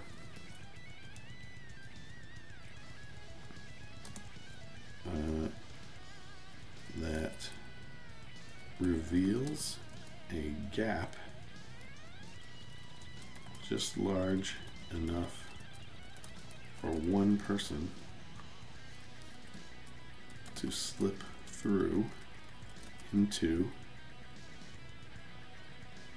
a chamber beyond. Okay, so they discover a broken wall in the cellar that leads to the dungeon itself. And then at this point we move on to the dungeon. So we could put that, we could make a whole separate wiki entry if we wanted to for the dungeon. We could leave it in this adventure section, I think. Let's see what we look like so far. This is generally what you have so far. It's pretty easy to keep a certain amount of text on the page at the same time if you're running it straight from the web page. So I think that we can continue on in just this adventure path, and then if we need a separate wiki entry for the dungeon for lore or other things like that, we can definitely create one as we write it. All right. So discovery of the broken wall. They found a thing. They decide whether or not they're going to go in and look around, if they're going to go back up and talk to the innkeeper, Priscilla, or if they're going to move on. So at this point, let's save where we are. And we're going to go back into our wiki area. And I have a section for loose notes. This is where we're putting our random stuff that we don't have a place for yet.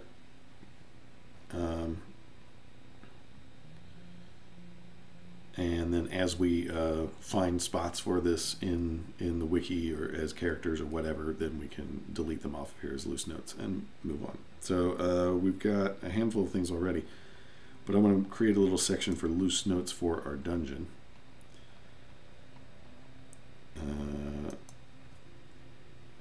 Do I have a thing for places? Yes. I already have a thing for places. Okay, so here's our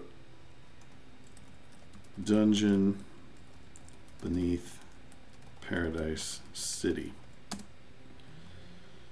All right, so we're trying to, we're thinking about our player archetypes, what they're going to do down there. They've made a discovery. There's some secret down here. The innkeeper lady doesn't know anything about it. If they were to ask around town, very few people would probably know anything about it. This is an undiscovered thing that they are the first to encounter in a long time. So we know that there's an ancient wall around the city. We know that there's something underneath this ancient wall, an equally ancient structure of some kind under here. So let's think about what it could be. I'm thinking that part of our meta plot is that the Church of Rhea is suppressing people, and perhaps they've also suppressed information. They want to be the ones in control of all musical magic. They're starting to take away people that oppose them, their magic. And I think that perhaps they've been, over many centuries, perhaps suppressing information. And I think that the players begin to discover down here some of the stuff that has been lost, that has been suppressed, that they've been lied about too. And I think that we should definitely have whatever some of the a previous religion. Perhaps they start to discover something down here. So I think that we should. What's down here is the secret temple of Muse. Okay, so beneath the city, beneath Paradise City, is the secret temple of Muse, which was covered up long ago.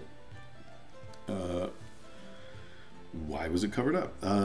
Maybe several centuries ago, perhaps the Church of Rhea and the Temple of Muse were at odds with one another, and the Temple of Muse at some point maybe had to go into hiding, so they started covering their temples up or putting them places where people couldn't find them or something. But we're giving them an alternate religious entity. So we have an opposing organization that has been lost to time.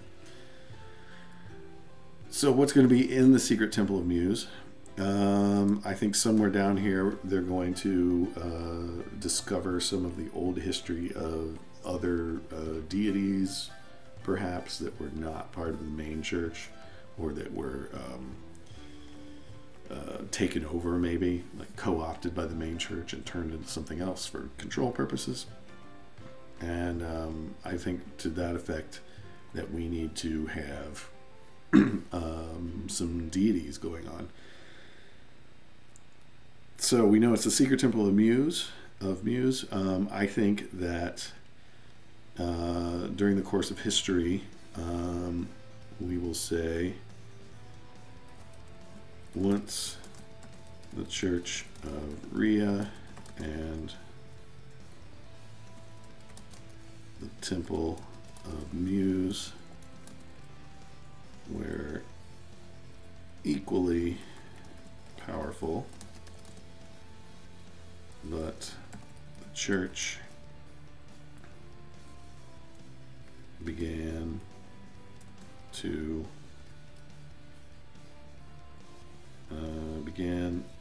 a centuries-long campaign to weaken its rival, which eventually led to the suppression of knowledge about the temple, or the Muses. So I think the Muses should be the deities, the goddesses, perhaps, of the Temple of Muse, and I've come up with a couple. And I think we should make a wiki page for our deities now that we're getting into some religious stuff. So let's go, let's see, to I think we need a new one of these, a whole separate page on our main page for deities. So let's do it. That's the story, that's the kingdom. Do it down here.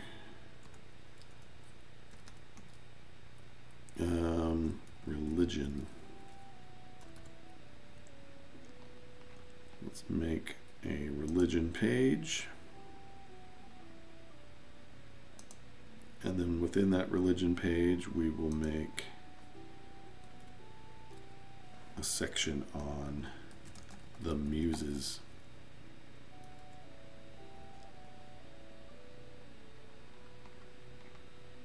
Create. And then we'll go to the Muses.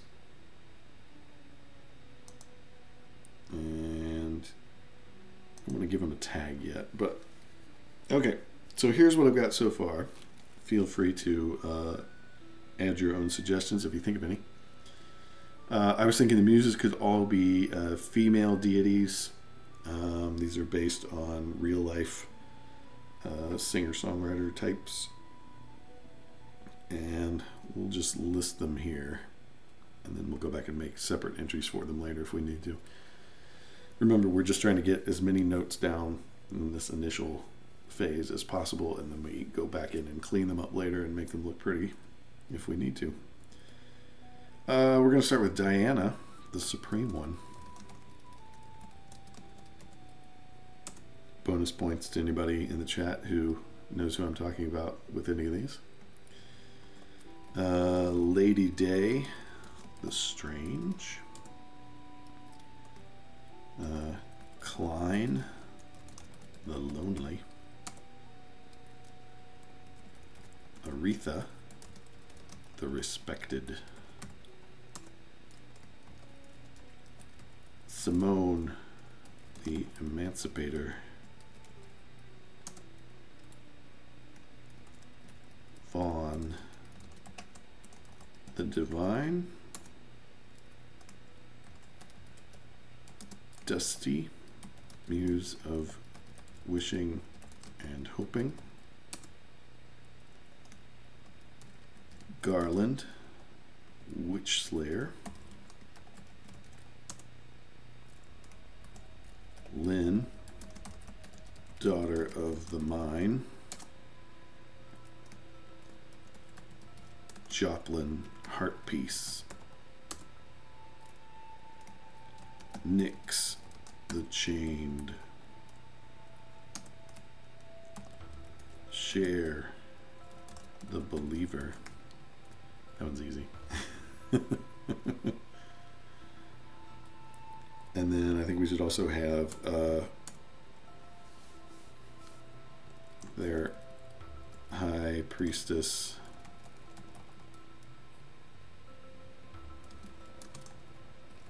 Madonna, the Virgin. Okay. So we've got our some of our muses here.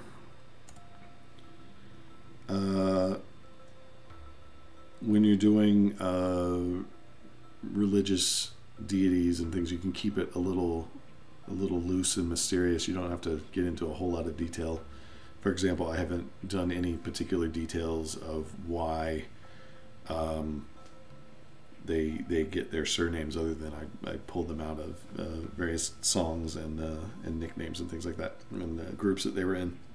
But in our world, we can come up with whatever reasons for how they got this particular names. I think Garland the Witch Slayer would be a really good one to know the backstory of eventually. But we have was it 12? Yeah. So we have 12 muses, and then one high priestess from history, or maybe not. Maybe she's the modern high priestess and is keeping the secret religion alive. So that's what it's going to be. If you can come up with any more that you think would be cool, or any details that you want to add to any of these for their backstories, that would be a good one to put into chat or in the comments, as the case may be. So let's talk about where the muses come from, and then we'll start thinking about what's in their secret hidden dungeon temple beneath the town and why it's down there. So I think the muses were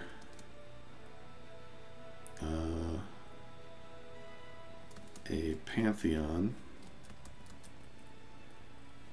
of song goddesses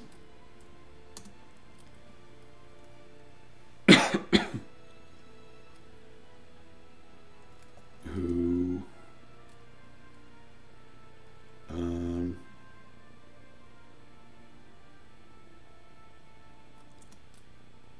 whose worshippers, how do you spell that? Worshippers did great deeds of goodness for many centuries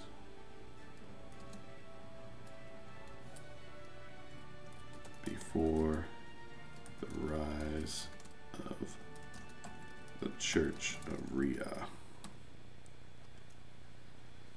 LaBelle, Muse of New Attitudes. It's good. Let's put her in here too.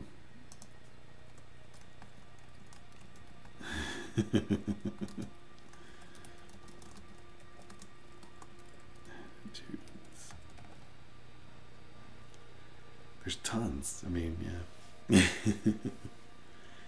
Right. They were a pantheon of song goddesses whose worshippers did great deeds of goodness. That's kind of awkward wording.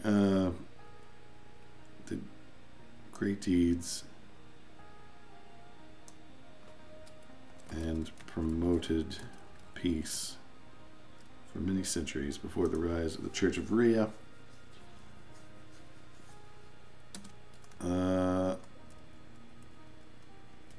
Their priestesses and high priestesses were known for their powerful song magic.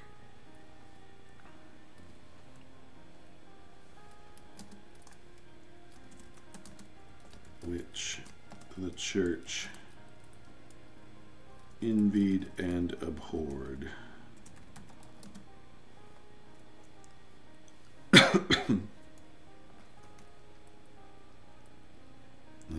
For many generations, the two religious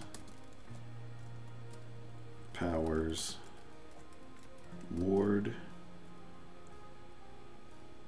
both in secret and openly.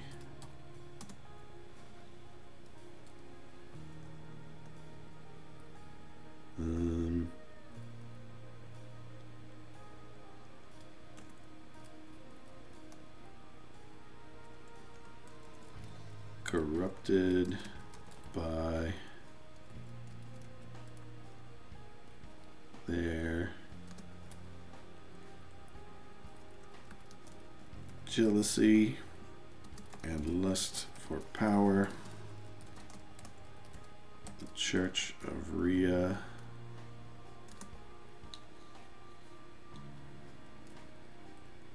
conspired to discredit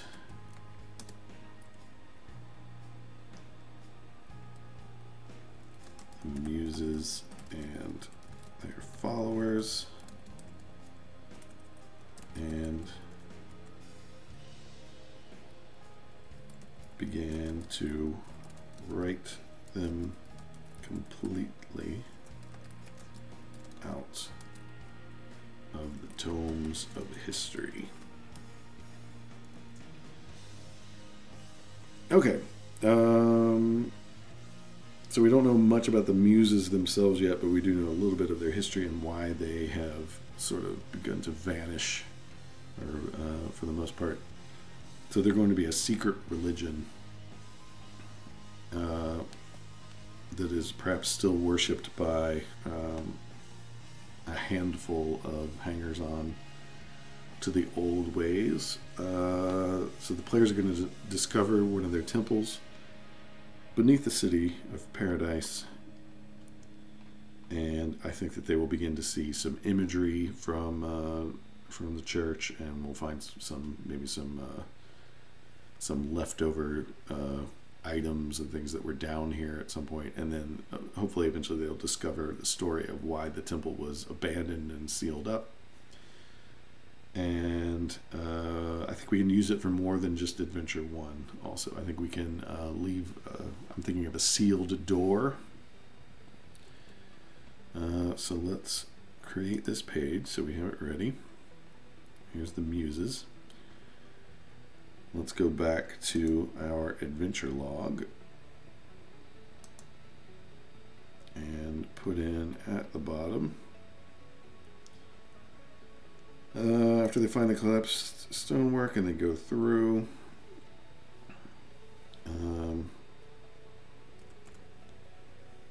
they will find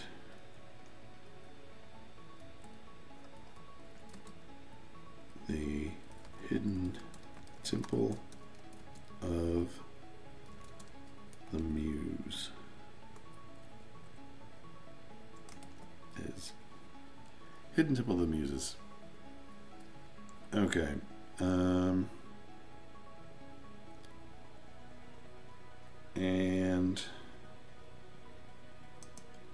I think we need somewhere down here. We're going to need some kind of special door that they can't get through so that we can seal off part of it, and then we'll make that part of our low-level adventuring, is finding the key or keys to that door. Key sounds musical. So I think that's, you can definitely put a pun in there. A giant pipe organ puzzle. Or weapon. Weapon would be cool. Weapon would be real cool. Okay, so let's make some notes on that. So what's down here? Let's do bullet points. We're going to have a magically locked door that requires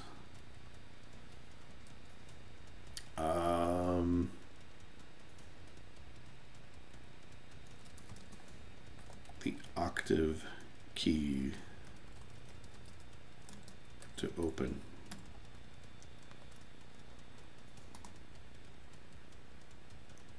Oh, I spelled it wrong. Octave key. Okay. What would I do without spell check? So there's a magically locked door down here that requires an octave key to open.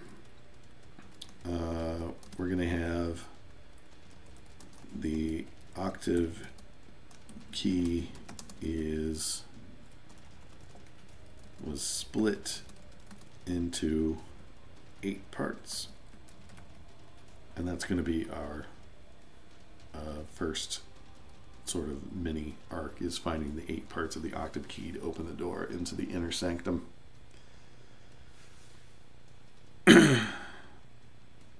Door to the inner sanctum. The octave key was split into 8 parts, and then some of those are hidden, some of those have been discovered. Maybe one of them's like around the neck of one of the bad guys, something like that. We'll figure that part out as we go. Octave key split into 8 parts. We'll find down there a giant pipe organ that serves as both puzzle and weapon. Okay, so let's say that the giant pipe organ that's down here, there's pipes running all over underneath the town. If they can find the appropriate spots, they can repair it and use it. Maybe to like blow a hole in the wall, or to I don't know, do some kind of magical effect or something like that. But eventually, what they're looking for is the main keyboard that runs it, or maybe they find the keyboard, but they need to power it somehow. So they're looking for something so they can turn this thing on, figure out what it does. I'm thinking that the Temple of the Muses is they hid their super weapon, their thing that they were going to use to stop the Church of Rhea down here, and it's underneath the city, and they hid it when they started losing power, and then something happened and they couldn't get back to it to finish it or use it. Masters of the Universe, play the notes, open a portal. Could be. That might be the weapon. See, the Muses strike me as not like they're not like, they wouldn't like necessarily build an army and just go slaughter their enemies. They would do something a little more poetic, like maybe they figured out maybe they were going to disable. Maybe they're the ones who figured out how to turn off people's music magic, and they were going to use that as part of the organ. Maybe that's what something that the organ does. Interesting idea. That'll be part of the mystery that the players have to solve. Maybe the Muses themselves can't come back into full power until the organ is played correctly. Something along those lines, but that could be part of the plot too. Okay, let's leave it open-ended for now. So that's what's down here. We can't have them find everything right away, so we're going to have them in dungeon number 1. They're going to find like some antechambers and some collapsed sections that they can't get to. Another thing that I need them to find when they're down here is secret passages to key locations. One of them is going to be outside of town. They need a way in and out of town that is hidden that they can use. Outside of town. We need another one to be a secret passage to the mansion where the masquerade ball is going to be for part 3.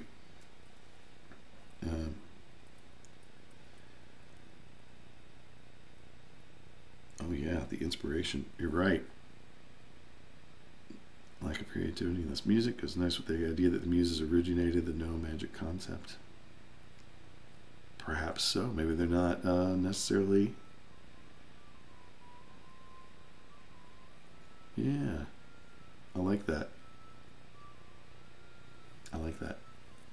That's good. It's more complicated than I would have thought for a funny game. We got some deep stuff going on. Okay, so secret passages to key locations underneath the city.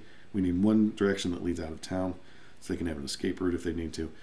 We need another one that's going to the mansion, where the masquerade ball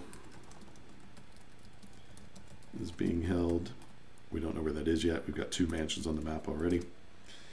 And I think we need another one that goes up to the Temple Keep where the big bad guys are.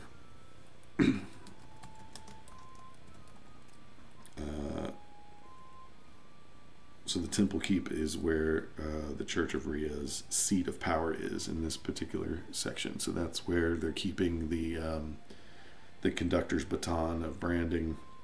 That's whoever our main bad guys for this low-level section of the game is going to be.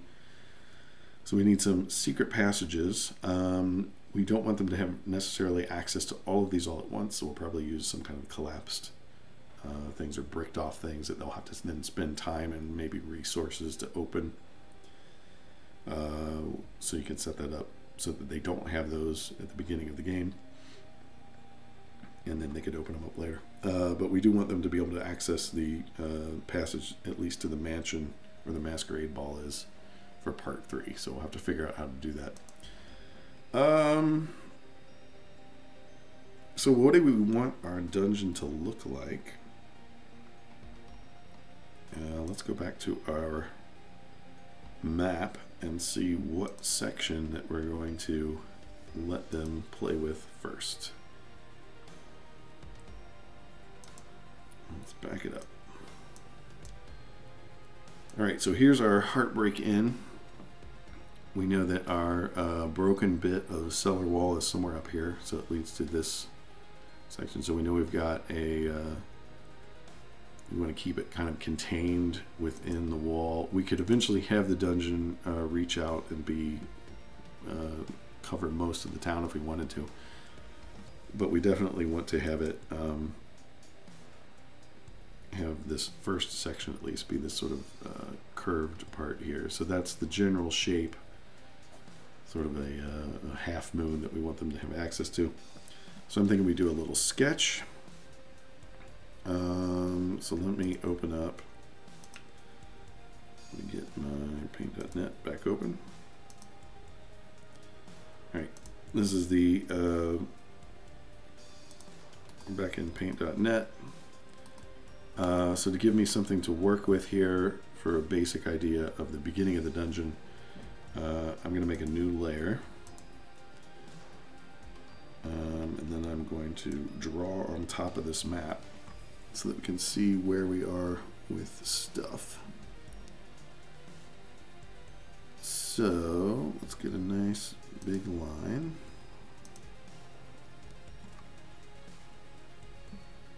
And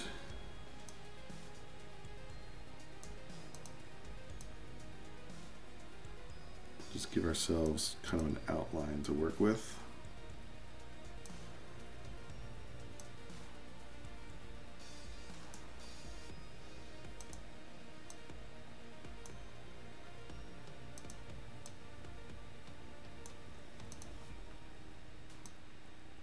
And then once we've designed our full dungeon, we can maybe do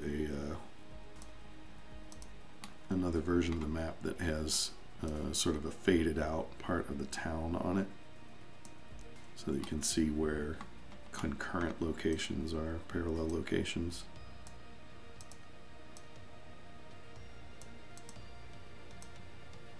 Okay, so the borders of our dungeon are going to be contained within this wall.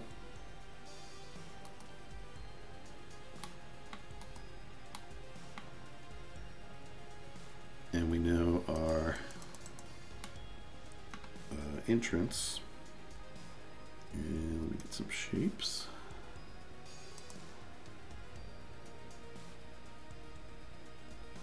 Let's do a trapezoid shape. Our first entrance is going to be, let's say, right over here. So we've got an entrance right there to our mega dungeon.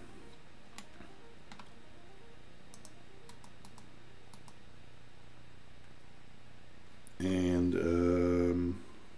all right, let's see what this looks like without the background. All right.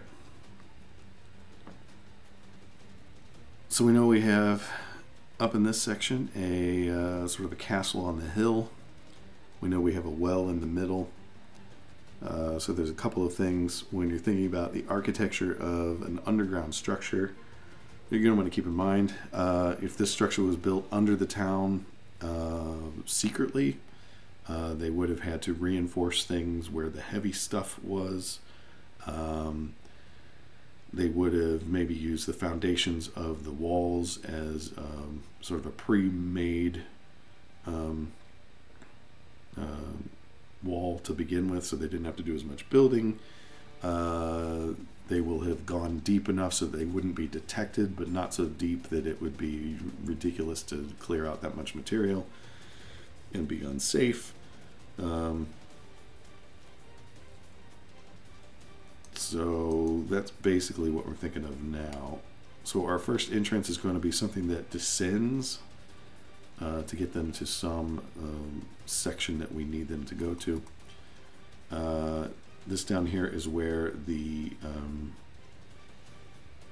basically where the water line would be, so they're not going to necessarily build super close to that for fear of flooding, or maybe they did build too close and it did flood, and that's why they don't have access to some of the section over here because of groundwater or collapse.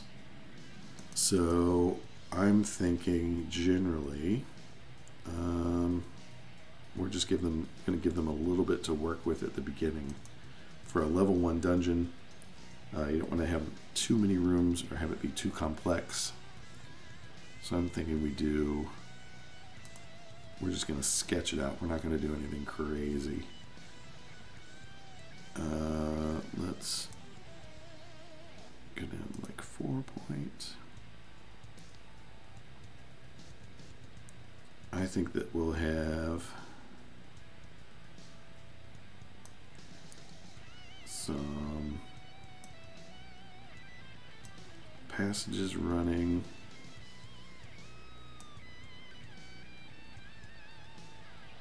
sort of that way. Maybe a little bit of a crossroads here.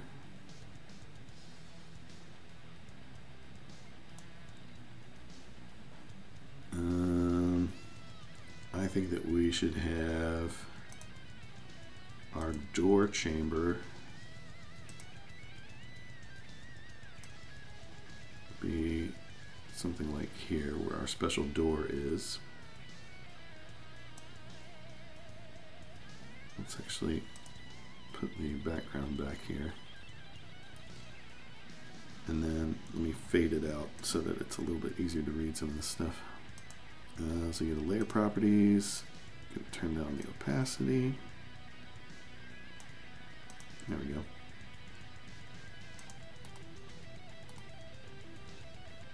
Okay, so we've got this. We're going to have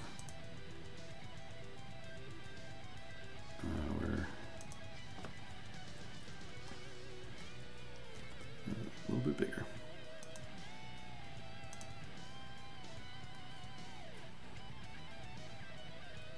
Magic. Oh wait, I'm on the wrong layer. That's why. Magic door chamber.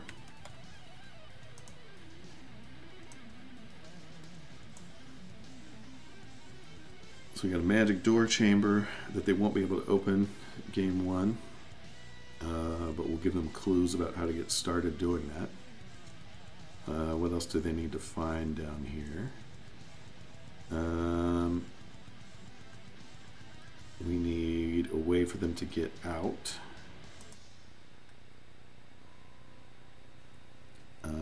So I think we have, so what would be a good spot for them to escape to?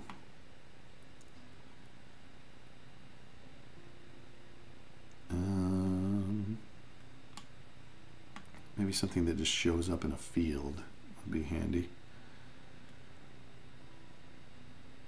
Let's give them a little passage that goes this way. That leads to another door. What was that, like 5 or something?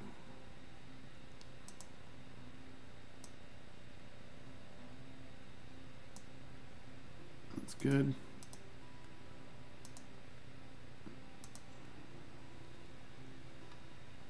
And then we need to give them, we're going to give them some of the clues about the religion that they've discovered in some of these, but we also want some of this to be blocked off. So I'm thinking this one goes a little bit, and then we will have a rubble pile over here. So let's make ourselves a little rubble pile. This is just a sketch, it doesn't have to be pretty.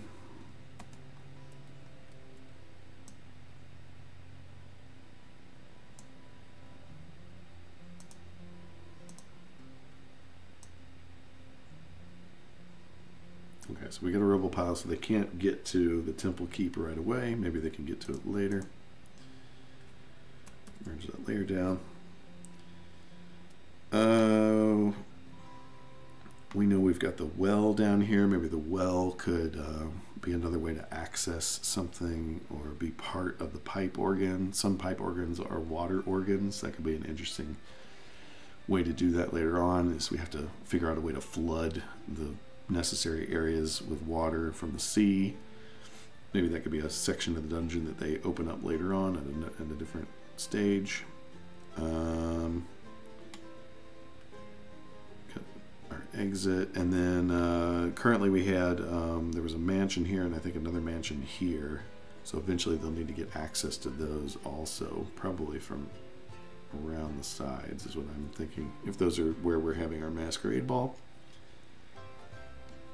So that's a good start there. It looks to me like this little section will be, one of these will be like one of the first rooms that they enter.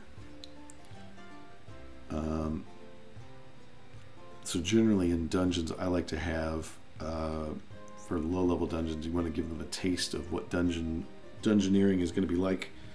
I usually like to put at least one trap in so they can get a sense of what the traps are, at least one skill challenge, at least one puzzle, and then at least one combat in your first kind of thing. So I think next week when we pick up with our dungeon building, that's what we're going to do. I will get a slightly better map going so that we can have something cool. I'll show you how to do that, and then we'll talk about throwing in those challenges.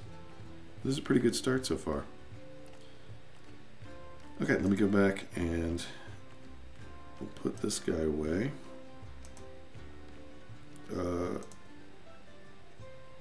So that's where we are. Did some pretty good work today. Got a good chunk of our beginning of our adventure 1 going. The first adventure is usually one of the harder ones to plan correctly, especially if you don't know what your players are doing, because you're trying to be careful about it. You're trying to teach them the world, give them lots of stuff. So we'll continue on next week with more dungeon building part 2. and maybe we'll even think about making a prop for our magic door. I'm thinking something to do with scales, musical scales, and also perhaps scales from a creature of some type. I think that might be interesting. I can turn my webcam into a craft cam, and we can start working on that if we have some time. And yeah, I think we can knock out this first section of dungeon and get a little more into our world building. But that's what I've got so far. If you didn't catch it from before, the web address is coming up on your screen. livefreeordiebarred.obsidianportal.com. Thanks for joining us this time, and for commenting and giving us all sorts of goodies. If you are looking for more streams, we are uploading streams. If you can't find them on the VOD on Twitch, you'll eventually find them on our YouTube channel, which you can search for. I will start uploading the remainder of them there so that you can watch the whole series if you haven't seen any, if you missed any episodes. And thanks for joining us and for participating and helping us out making stuff. We've got more streams coming up. Let's see, we've got every other weekend, Hippo TV. We host them, they use OP. We've got, I think, one more stream on Monday for the conclusion of T-Bug's Paranoia game on Loading Ready Run.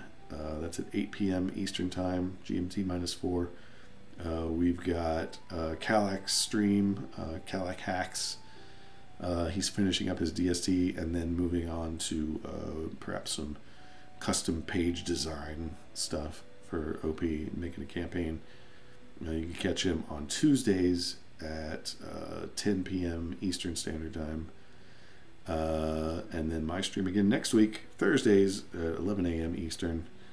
And check out our social media for any other streams that are going on that we're trying to encourage people. If you know somebody that streams, be sure and let us know somewhere on OP in the forums or otherwise.